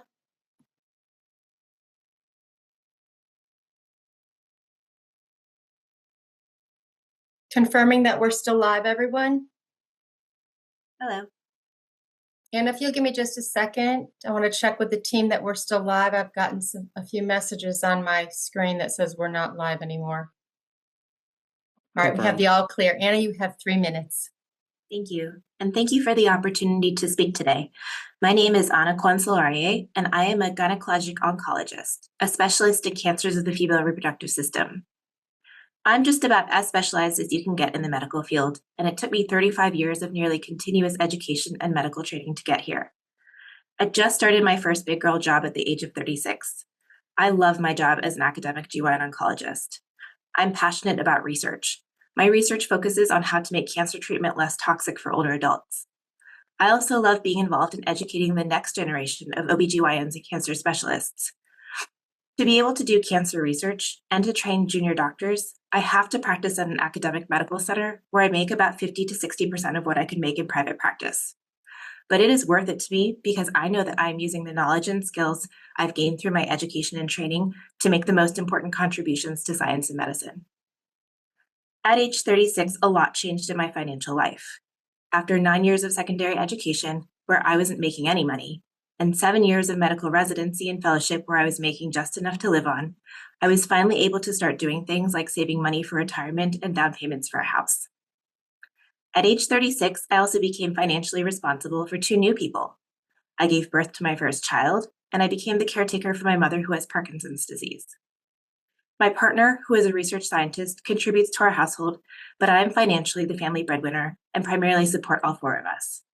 I'm certain that anybody who has been a member of the sandwich generation can relate to what this responsibility feels like. At age 36, I also had to start making serious payments towards my $670,000 in student loans from undergraduate studies, a master's degree, and medical school. With compounding interest, my loans have essentially doubled every 9 years over the 16 years of my education and training. The income-driven repayment programs and the public service loan forgiveness program were the only way I felt I could accept a job in academic medicine and still be able to support my family and avoid a future of destitution and retirement. These programs offer assistance to members of our society who deserve it the most. Those who serve the public, like doctors and teachers, those who work hard to support their families, and those who want to build a better future for America. University education in America is significantly more expensive than in any other country in the world, but high rates of secondary education have helped contribute to our economic, not to mention intellectual success to date. Programs like income-driven repayment and public service loan forgiveness are critical to continuing to promote economic and intellectual growth and excellence in our country. Thank you. Thank you for your comments.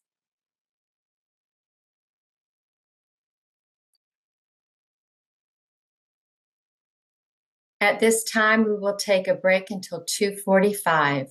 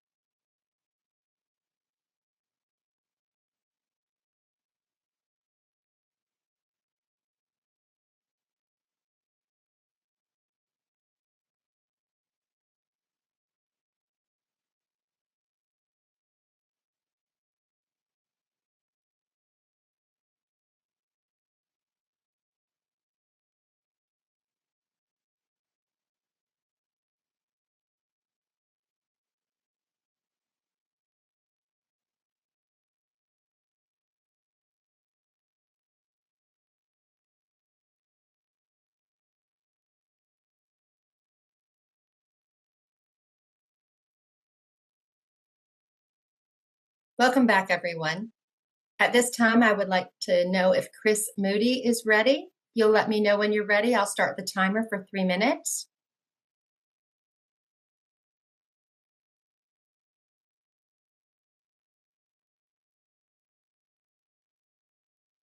Chris Moody? Yes, good afternoon. Good afternoon. You have 3 minutes, sir. Thank you. My name is Chris Moody, and I serve as the Executive Director of ACPA College Student Educators International. I want to thank you for this opportunity to speak about a matter at the very heart of ACPA's mission, ensuring that every student, regardless of their background and previous opportunities, has access to higher education through robust student financial assistance programs. In ACPA, our work centers affordability, accessibility, and the incredible transformational power of education. We know that financial support is not just about dollars and cents, it's about opening doors. It's about allowing students to imagine and pursue futures that would otherwise be out of reach. Programs like Pell Grants, TRIO, Gear Up, the Graduate Assistance in Areas of National Need, and the Public Service Loan Forgiveness are not optional. They are essential. These initiatives ensure that talented individuals from all walks of life have the chance to enroll, persist, and thrive in college. Research repeatedly shows that not all K-12 schools receive equal funding and resources, with districts serving higher proportions of low-income and minority students often receiving fewer resources. This resource inequity is evident in areas like per-student spending, student-teacher ratios, class sizes, teacher experience, and teacher qualifications. Without continuing to support college impact programs, our nation's future workforce and leadership will suffer from a diminishing supply of talent. By 2033, the Bureau of Labor Statistics projects 4.6 million new jobs will require a post-secondary credential. To meet that demand, we must invest in students today. College graduates don't just earn more over their lifetime, they also contribute more. They are more likely to be employed, to innovate, and to even pay it forward, often by returning to serve their local communities. This is especially true when talking about public service and public loan forgiveness programs. These pathways empower graduates to pursue careers in education, healthcare, social work, and beyond, careers that are essential to the well-being of our society, but often come with lower salaries.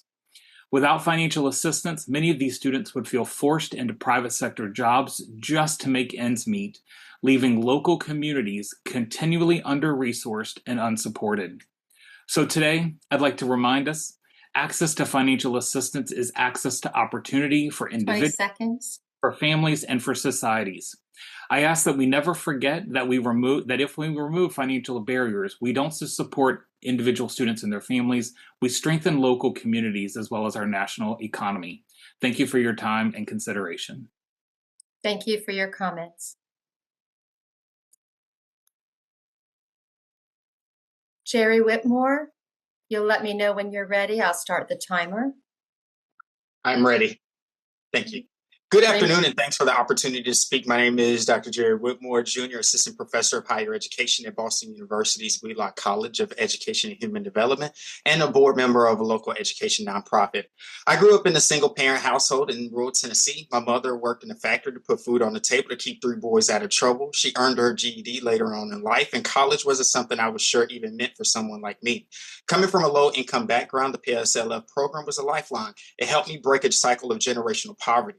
Because of PSLF, as a first-generation college student, I was able to pursue a career in education, not just to teach the next generation, but also to research how we can make education more effective. Today, I support my family, give back to my parents, the community, and the state. That's the promise of PSLF. We must be mindful not to build policy around false narratives. The people served by PSLF, public school teachers, early childhood educators, healthcare workers, public defenders, and others are not a threat to society. They are the backbone of local economies and thriving democracy. The executive order issued on March 7th suggested excluding organizations that allegedly have a substantial illegal purpose, a vague and politically charged criterion that threatens to disqualify legitimate nonprofit entities providing vital public services.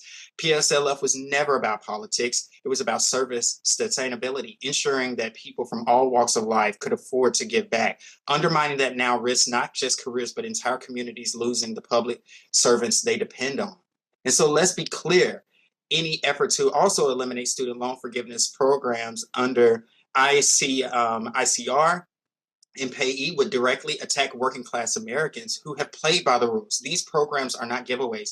They're carefully designed to promote personal responsibility while recognizing that borrowers should not be punished for choosing service-oriented or modest-paying careers.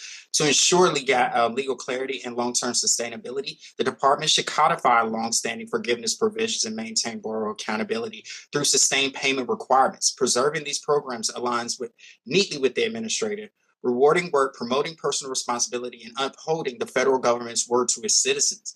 And finally, streamlining Title IV regulations can encourage innovation in higher education, but changes must be targeted and transparent to avoid waste and fraud, while reducing red tape is essential for career-connected education and meeting the needs of adult learners. We must be cautious of deregulation that enables predatory practices, especially in low-quality online programs. This administration has a chance to support accountable innovation that enhances workforce development and economic mobility, but it must protect students and taxpayer investments for exploitations. So in sum, I support efforts that streamline. Thank you so much for the time. Thank you for your comment. Monica Chan, if you'll let me know when you're ready, I'll start the timer. Great, thank you. I'll start a timer of my own as well. Ready? Yep, 3 thanks minutes. so much. Thank you. Hi, everyone. Good afternoon. Thanks for the opportunity to comment today. My name is Monica Chan. I'm an assistant professor at the University of Massachusetts, Boston, where I study the impact and interaction of state and federal financial aid programs, including loan repayment. In ongoing work, colleagues and I have documented how the recent instability in loan repayment program availability is stressful and confusing to borrowers. We heard from multiple borrowers in our study that, between the changes with the SAVE plan proposal and the recent changes to the IDR applications, that they would have liked to sign up for an income-driven repayment plan, but they were confused by the quick and frequent changes both in program and application availability. The back and forth of whether or not a program is available or not exacerbates the challenges that borrowers face in seeking and selecting an appropriate repayment plan. And for borrowers that are grappling with other life events and transitions, this complexity and evolution of all of the different federal student loan repayment plans is just sort of an additional layer to what borrowers have described as a stressful and heavy responsibility that they want to fulfill. In my work, I've also found that entering repayment coincides with other important milestones in emerging adulthood for recent college graduates. So multiple participants in our study experienced life events outside of their control. These were things like work-related injuries, flare-ups from a chronic health condition, looking for a job, and then being only able to secure a per diem job, things like that. And so for those individuals, navigating loan repayment became an increased burden that ended up exacerbating their feelings of stress. And it also ended up fostering distrust and disappointment and anger towards important offices and institutions like the President's Office, Congress, the Education Department, and even borrower-facing entities like loan servicers and higher education institutions. So knowing that there were repayment plans that included the option for loan forgiveness like PSLF or the IDR plans really helped ease anxiety for the borrowers in our study that we spoke with, because it provided them an option that helped everything seem manageable. So if I could just close by offering 2 principles that I've learned from borrowers in these studies and the rich body of academic scholarship in this area to guide the work of the committee. I think the first thing I would say is that loan repayment is a longer-term process that occurs simultaneously with big and small life changes for borrowers. So having options like PSLF and ICR is an important middle option for those for whom the standard and graduate repayment plans and the deferment and forbearance options might be insufficient. I would also concur with recommendations to remove interest capitalization wherever possible. The second thing, thank you. The second thing that I'd share is that more information is better, but it's not enough. The complex processes involved can lead to frustration and, importantly, disengagement. So I think automating and simplifying eligibility and verification processes, as well as small changes to messaging, could really go far in addressing the well-documented administrative and behavioral challenges to navigating repayment. Thanks. Thank you. Ashley Osaya, you'll let me know when you're ready. Yes. Okay, 3 minutes. Hi, good afternoon. I am honored to speak today and hope my experience can aid in your discussion. My name is Ashley Osha, and I'm a development director for an environmental nonprofit in Northern California. I have dedicated my career to working in the nonprofit sector, specifically serving 501c3 organizations that focus on preserving our planet and saving endangered species. I want to address the ongoing issues surrounding the Public Service Loan Forgiveness Program, PSLF, which I have been committed to for over a decade. As first-generation college student, I chose to dedicate my life to public service, often accepting a lower pay to make a positive impact. I was just months away from achieving loan forgiveness when I was forced into forbearance as part of the 8 million borrowers affected by the Biden administration's SAVE plan, which is now pending litigation. This plan had made it more affordable for me to pay my student loan payments on a nonprofit salary. I was informed that I could not make payments during this forced forbearance period, and any payments made would not count toward my overall PSLF count. This has left me in a state of uncertainty, continuing my nonprofit work without the financial relief I had anticipated and planned for over a decade. It's incredibly disheartening to be so close to forgiveness after years of commitment, only to have my efforts stalled by bureaucratic challenges and lawsuits. Additionally, I'm concerned about discussions regarding the definition of what constitutes an approved employer for PSLF. The current criteria states that any 501c3 organization qualifies for forgiveness, providing vital support for those of us who choose to work in this sector. However, the prospect of reevaluating these definitions based on subjective interpretations of legal activities for nonprofits is alarming. And as a nonprofit worker dedicated to mitigating climate change and addressing impending sea level rise within our community, I worry that my 501c3 could be unfairly classified as a non-counting entity due to the beliefs of the current administration. The integrity of the PSLF program is paramount, and it is essential that we uphold the law as it stands to protect all nonprofits engaged in critical work for our communities and planet. I urge the Department of Education to consider the real-world impact of these regulatory changes on individuals who have devoted their lives to public service. It is essential to protect and enhance programs like PSLF to ensure that they continue to support those of us who choose in service of the greater good. Thank you for your time and for the opportunity to share my experience and concerns regarding the PSLF program. I truly appreciate it. Thank you for your comments.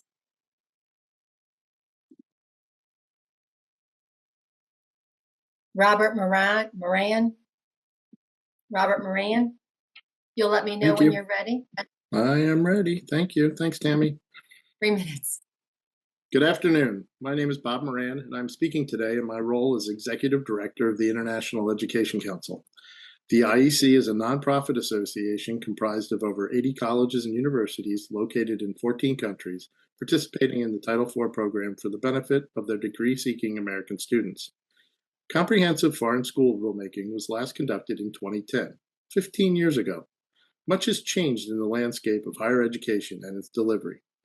Therefore, we request the department consider the following topics: updating regulations affecting foreign medical schools, specifically those centered on the U.S. medical licensing exam, revising financial auditing and reporting requirements, and reinterpreting contradictory language in the HEA that prevents U.S. students from receiving any of their programmatic coursework in an online fashion. I will briefly speak to each of these. To ensure a level of quality, the HEA requires that foreign medical schools meet a 75% pass rate for all students taking the USMLE.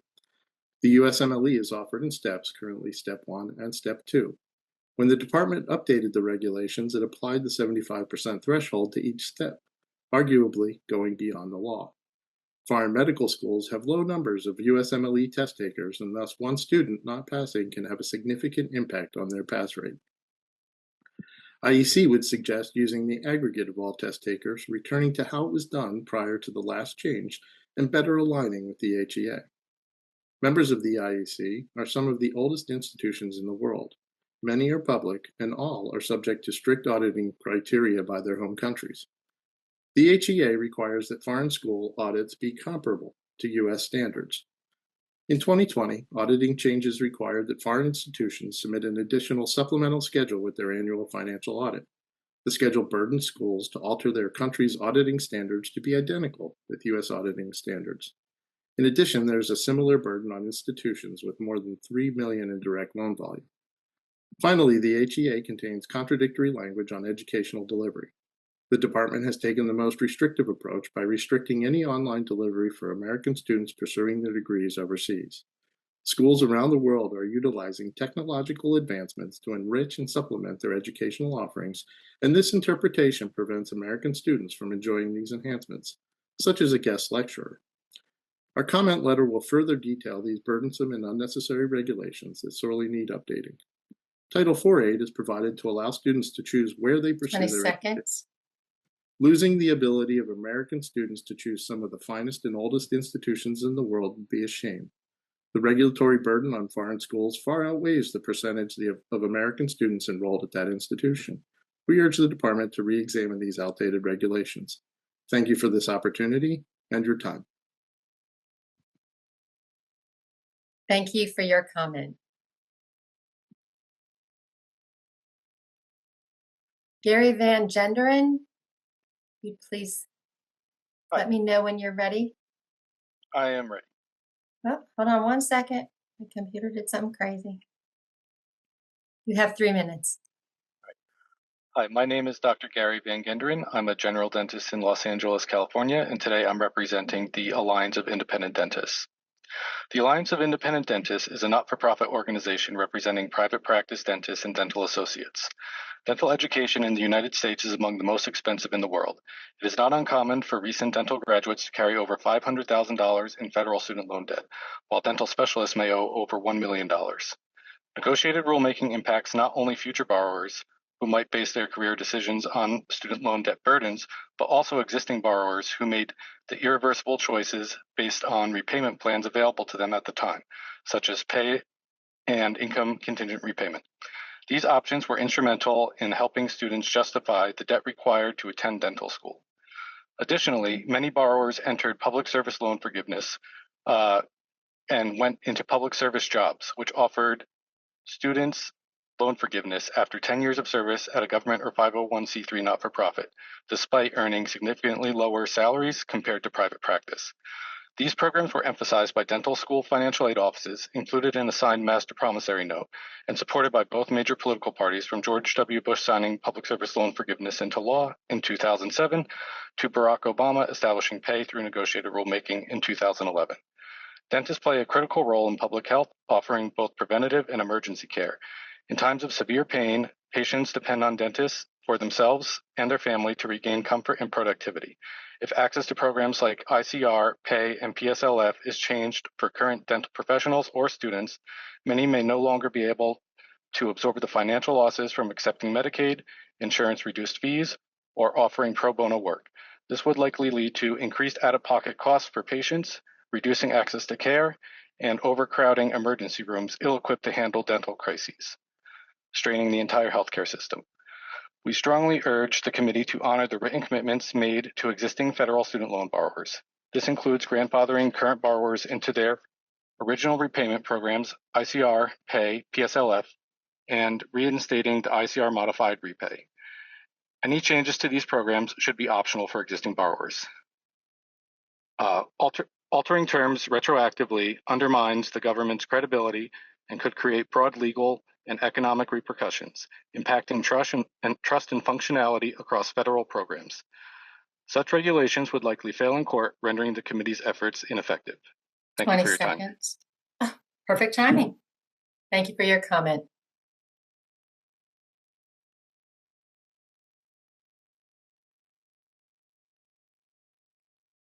Joan Mazaliu. I apologize if I massacred that. I'm so sorry. That's okay. Thank you so much. You have 3 minutes. Thank you. Thank you for the opportunity to speak with you today. I'm Dr. Joan Maya Mazelis, and I'm an associate professor of sociology at Rutgers University, Camden. I've been researching student loan debt and its consequences for the lives of college graduates with loans for nearly a decade. My work has focused primarily on longitudinal, in-depth interviews with college graduates who took out student loans, who I interviewed as many as 7 times over an 8-year period as they transitioned to their post-college adult lives. If the Department of Education seeks to streamline and improve student aid programs, the best way to accomplish this is to simplify and expand these programs. First, the department should reduce barriers to access by making it more straightforward for those who qualify to apply for public service loan forgiveness. Second, the department should allow all those who need income-based repayment plans to enroll in such plans, enabling them to pay off their debt in full, a widely shared aim that most people think is fair. Third, student loans should be interest-free. All of those I interviewed want to pay back their loans, but it's not sustainable to have borrowers pay back more than they borrowed. People I interviewed, some of whom worked as nurses during the height of COVID, and others who worked in other public service jobs, struggled to navigate the system to qualify for public service loan forgiveness. Making it easier for those who deserve access to this program would streamline and improve student aid. Such programs should encourage people to get the necessary training to do difficult and important jobs like those of frontline healthcare workers. Without access to public service loan forgiveness, some opt instead for higher paying private sector careers. And if the system isn't fixed, people like them may not even bother with college in the future. With an aging population needing more healthcare, we need more nurses and others in healthcare, not fewer such workers. I want to highlight the only person in my research who was able to successfully get their loans forgiven, a young woman who worked as a social worker with vulnerable children. Her student debt was forgiven only because she became permanently disabled with brain cancer and then had her loans discharged. She soon passed away. People shouldn't have to die to overcome the crushing debt of student loans. Government used to fund higher education at greater levels, and students could attain a college degree with the use of grants, having reasonable out-of-pocket costs. But things are different now. The cost of college is out of reach for most people. People take out loans to attend college because they want to have a chance at upward mobility and the American dream. They want to pay back their loans, but some have paid for so long they've paid more than they borrowed, and they still owe. College should be accessible to all, and income-driven repayment and public service loan forgiveness is part of what makes that possible. Without it, college would only be 20 seconds. Without it, college would only be for the wealthy or those who choose the most lucrative careers, and some of the most important jobs would remain vacant. Thank you for your time, and again, thank you for the opportunity to speak with you today. Thank you for your comment.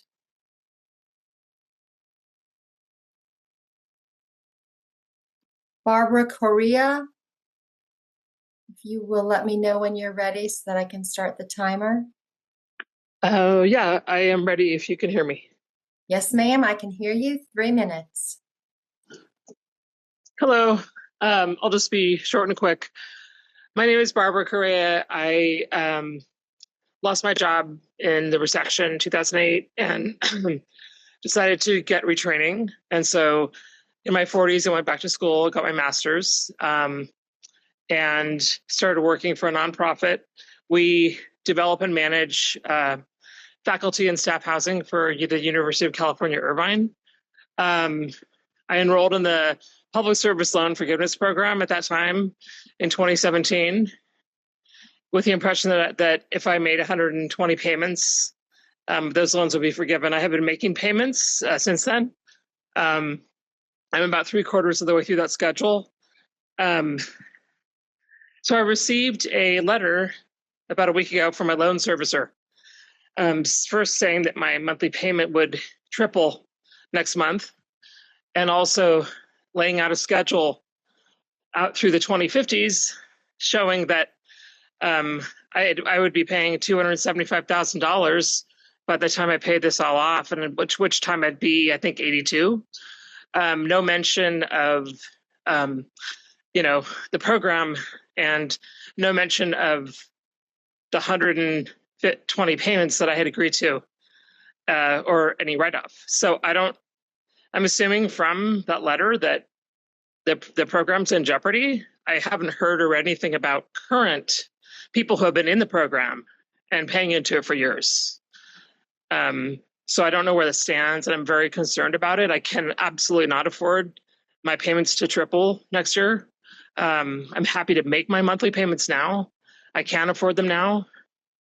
And like I said, I'm 58, so I was expecting to have to pay another, 5 years or so, and then have those loans written off. I have not made a lot of dent in the loans because of interest has always accrued. And so that's my story.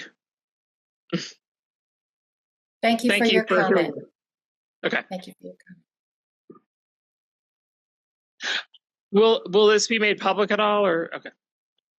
It is public, Barbara. It was public while you were speaking. So as a matter of fact, it is public. Yes. Okay. Well, thank you. Thank you. Stephanie Novinario. Hello. Hi. You have 3 minutes. Thank you. Hello, I'm Stephanie Novinario. Over 10 years ago, I graduated from law school with over $200,000 in student loan debt.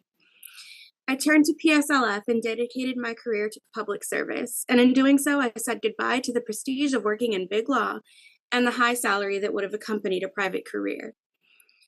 To put into perspective the types of salaries we're talking about in public service, in 2014, when I graduated from law school, my starting salary as an assistant state attorney prosecuting alleged criminals was $40,000. Now, 10 years later, I work for the Florida Commission on Ethics, and I make $81,000. In the coming year, when my third child is born, I will pay $43,200 per year in daycare costs. That's over half my salary, gone to childcare expenses so I can maintain the career I initially took the loans out to obtain. This leaves me $37,800 per year to contribute to the economy by paying for my monthly mortgage, my car payment, utilities, bills, groceries, health insurance, and any other miscellaneous expenses that are sure to arise when you're low on funds. Under the proposed income-based repayment assistance program, of that $37,800 per year, I would be paying $6,480 annually in an attempt to pay off my student loans over a 25-year period. I think at that point, it would make more sense for me to stop working. And I think it would make more sense for a lot of other people to just stop working too. I urge you to hear me when I say that the PSLF program is a key reason why public service positions across the United States are filled. And that if PSLF were to be greatly amended or even obliterated, the employees filling those positions would have no other choice but to find higher paying jobs outside of public service. As a side note, my loans should have been forgiven in January of this year, but unfortunately I'm caught up in the SAVE debacle and have been waiting since July of 2024, nearly 1 year, for my income-based repayment applications to be processed so that I can resume making payments. I've also been waiting since December of 2024, 6 months, for my buyback request to be processed by Student Aid. Student Aid has provided no timeline for this or for how they are actually calculating the buyback amounts, and many of us are left wondering, are any forms being processed right now? Is buyback a convenient but unrealistic mirage? I believe PSLF is a worthwhile program that pays for itself by enticing young, bright employees to careers in public service. 20 seconds. Thank you for your time. Thank you for your comments.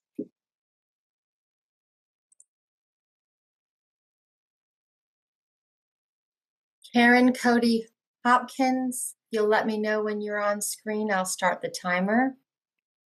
I think I'm on. You are. You have 3 minutes. Good morning. Good afternoon. My name is Karen Cody Hopkins. I'm a student loan lawyer in Denver, Colorado, and I'm the vice president of the National Association of Student Loan Lawyers, NASL. NASL will be submitting written comments on the 3 topics listed, especially PSLF and IDR. But I want to focus on your other topic, the potential topics that would streamline. Today, I'm going to give you personal comments. I've been doing student loan work since 2006. I cannot tell you the level of panic and confusion I am seeing right now. My phones are ringing off the hook. The Facebook and other online things that I see, people are panicked. Please slow down. Hold off on negotiated rulemaking sessions a little bit, because the systems had started to repair some of the problems, but then the lawsuits have caused you folks a lot of issues. And I would say, please do not rush to try to fix problems until you fix some of the systematic things. The cuts in staff, taking away the stakeholder department, means we have nobody to call to try to fix problems. The studentaid.gov is so dysfunctional because it's trying to do too many things and doesn't do enough for people. It confuses them. So, for example, this week, you took down the IDR recount tracker. Nobody knows why. Nobody knows what you're doing about it. Nobody understands, unless they're lawyers, the interplay of the lawsuits and their impacts on what the department's doing. So my first simple request is, please slow down. Please set up some working groups to set up some dialogues between staff and some of the many advocacy groups and lawyers out there who can give you some input into what we're seeing. So often, the department's input has been too limited, and the negotiated rulemaking sessions are a very formalistic, necessary process. But I really strongly believe if you had some working group calls, if you had some Zoom sessions with some of the stakeholders, we would be able to give 20 seconds. assistance. And so I honestly say the other thing is the other audience you have, 13% of the US population has federal student loans. The other people have no clue of the complexity. And so I think you also have to do a better job of communicating to the people who don't. Time. Thank you. Appreciate it. Thank you for your comments. Guinevere Perry, you'll let me know when you're ready on screen. Are you ready? Yes, I am. You have 3 minutes.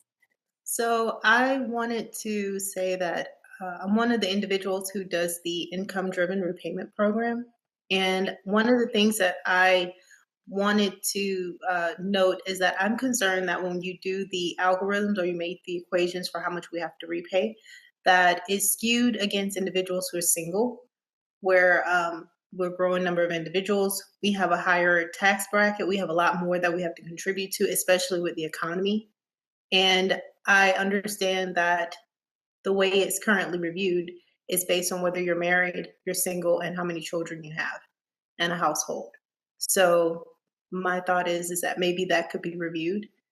There are so many other incentives and tax breaks for individuals who are married and with children that it does for single people. It's a constant increase in cost. And I think you would have a lot more people who are able to make their repayments and stay committed to repaying their loans if that were something that we can consider. So, I mean, I myself volunteer quite a bit in my community and I'm active, and I live in Florida right now under Representative Byron Donald's district, and I volunteer with the city. I'm on the committee board, very active adult in my community. But yeah, I would hope that would be something you would consider. Is that something that's a rule that's being considered? This venue is for comments only. Okay. Yes, ma'am. So I tried to review your policies. Is that something that's published later, or is that the comments? This is a public hearing to solicit comments from our public, feedback for potential rulemaking. Mm-hmm. As Mr. Bergeron stated earlier, perhaps you didn't hear it, we are intending to send out a notice requesting nominees for negotiators sometime in the near future. So I would encourage you to continue watching regulations.gov and look for that information and see if that's something that would interest you, or get more information about what the negotiations are. Once we are in that process and we have negotiations and we publish an NPRM, there's also a time for public comment to be written in. And you can also, during this time, do a written comment I and did. those are looked at as well. Okay, I did. I also submitted a written comment. All right, well, Great. thank you so much. Thank you so much.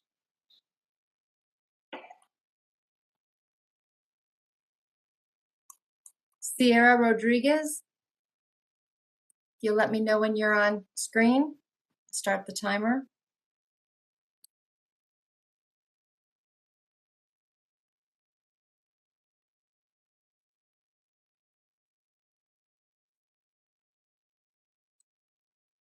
Sierra? Hi there. Hi, you have 3 minutes. Great, thank you. My name is Sierra Rodriguez, and I'm here to speak today about a vital component of financial planning for students and graduates, the income contingent repayment plans. As a graduate from American University and a current master's student at the University of Colorado Boulder, I have had to navigate the challenges posed by significant tuition costs. Nationally, tuition and fees at private universities have surged approximately 41% since 2005, adjusted for inflation, according to the US News and World Report. Despite receiving $10,000 annually scholarships during my undergraduate studies, I myself have significant outstanding private and federal student loans. As a loan borrower who is planning to pay back every cent, then the necessity of ICR plans cannot be overstated. These plans tailor my monthly federal loan payments to my income, making it feasible to manage my substantial student debt while pursuing further education and contributing to my community. Presently, as funding cuts threaten to raise my education costs further at CU Boulder, ICR plans become even more crucial. Without these plans, my ability to manage my financial obligations would be severely compromised, jeopardizing my financial stability and future. ICR plans are essential for ensuring that graduates like myself can meet our commitments to repay our education investments without falling into financial ruin. They are more than just financial tools, they are vital lifelines for millions of Americans like myself. Therefore, I strongly advocate for the preservation and expansion of ICR plans. It is critical that we not only maintain these essential programs, but also enhance them to meet the evolving needs of students and graduates, making them more inclusive and accessible as tuition costs continue to rise unchecked. Diminishing the support provided by ICR plans would undermine the efforts of countless students who are committed to repaying their loans. We must continue to support a practical pathway for loan repayment through robust ICR plans. Thank you for your attention on this issue and for supporting policies that empower students and graduates to confidently and responsibly invest in their education. Thank you for your comment. Thank you. Julia Johnson, if you'll let me know when you're on screen and ready to go. I'm here. You have 3 minutes. Hi, my name is Julia Johnson. I am wanting to comment on the Public Service Loan Forgiveness Program, just as a personal story and as an advocate for first-generation income-eligible students in Tennessee. My personal story started with being a first-generation college student. The amount of loans that we had to take out to pursue a college education was a necessity and a need, not something that we took out just to make ends meet or try to grift on. I personally paid back my student loans. I had student loans that were ineligible for PSLF. With the updates from the previous administration's Department of Education, I was allowed to update and consolidate my loans and continue on my PSLF journey.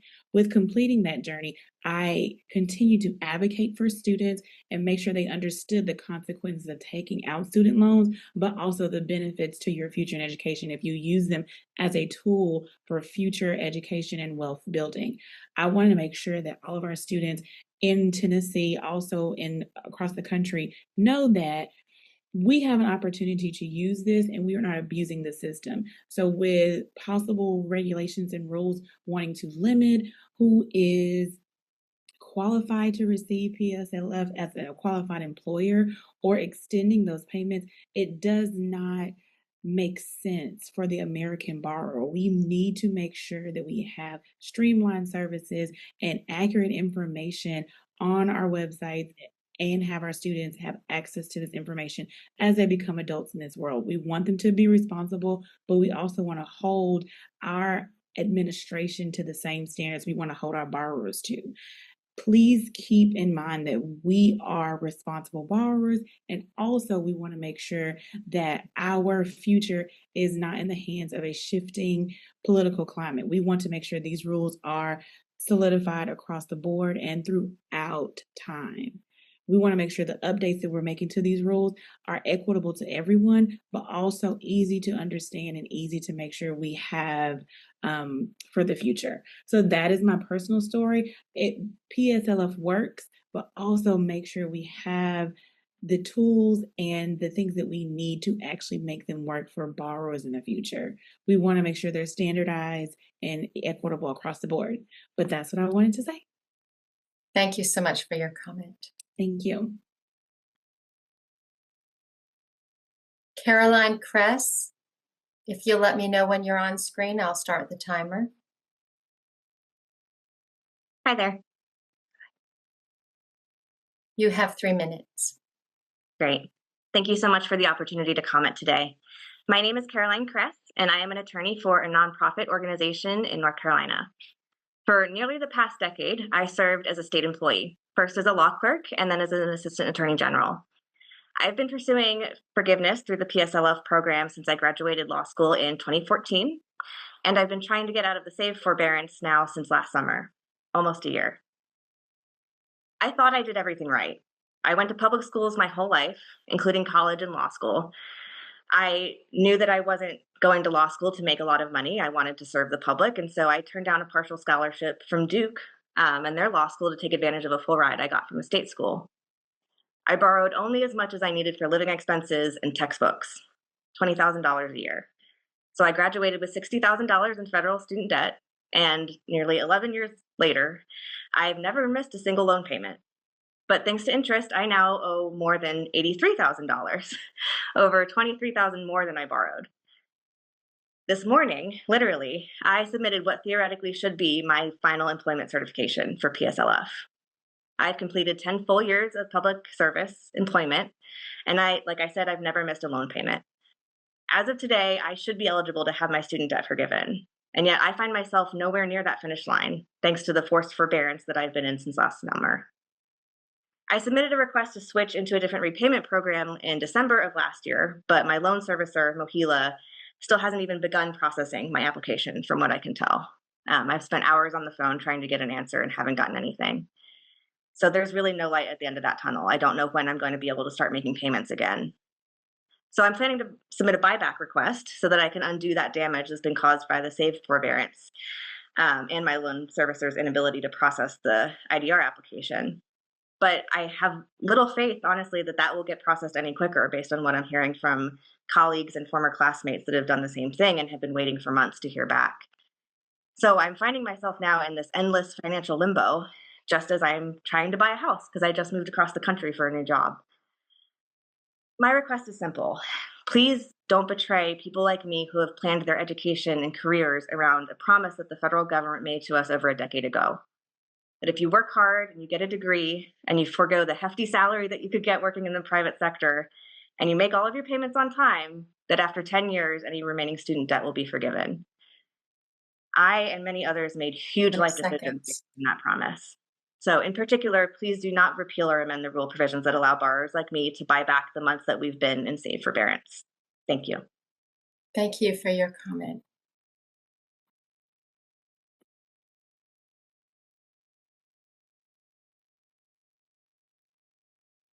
Dear public, many of you provided comments during both of our hearings, and a lot more have tuned in to hear people's experiences. On behalf of the Department of Education, we hear you. You've shared your experiences with candor, personal stories, stories from associates, stories from the agencies that you represent. And we thank you for joining us. And for those who provided comments, we appreciate you taking the time to share these comments with us. You've given the department so very much to think about, As we consider your feedback and concerns for next steps, we simply appreciate the last 2 days where we've been able to engage with you on this. I would also like to acknowledge the wonderful team members who have worked tirelessly behind the scenes to make this virtual hearing a success. Of course, we have the conference team, event planners, technical assistants, logistics, our staff and OPE. On behalf of Deputy Undersecretary and Acting Undersecretary Bergeron, Deputy Assistant Secretary Andrade, Karen, Jacob, and myself, we give you a big thank you to all who coordinated, organized, tested, confirmed, and assisted with the many details required to host this event. For without your efforts, today would not have happened, and we would not have been able to hear from our public. We appreciate your hard work and dedication that made this event successful. This concludes our virtual hearing. Have a good evening. Thank you very much.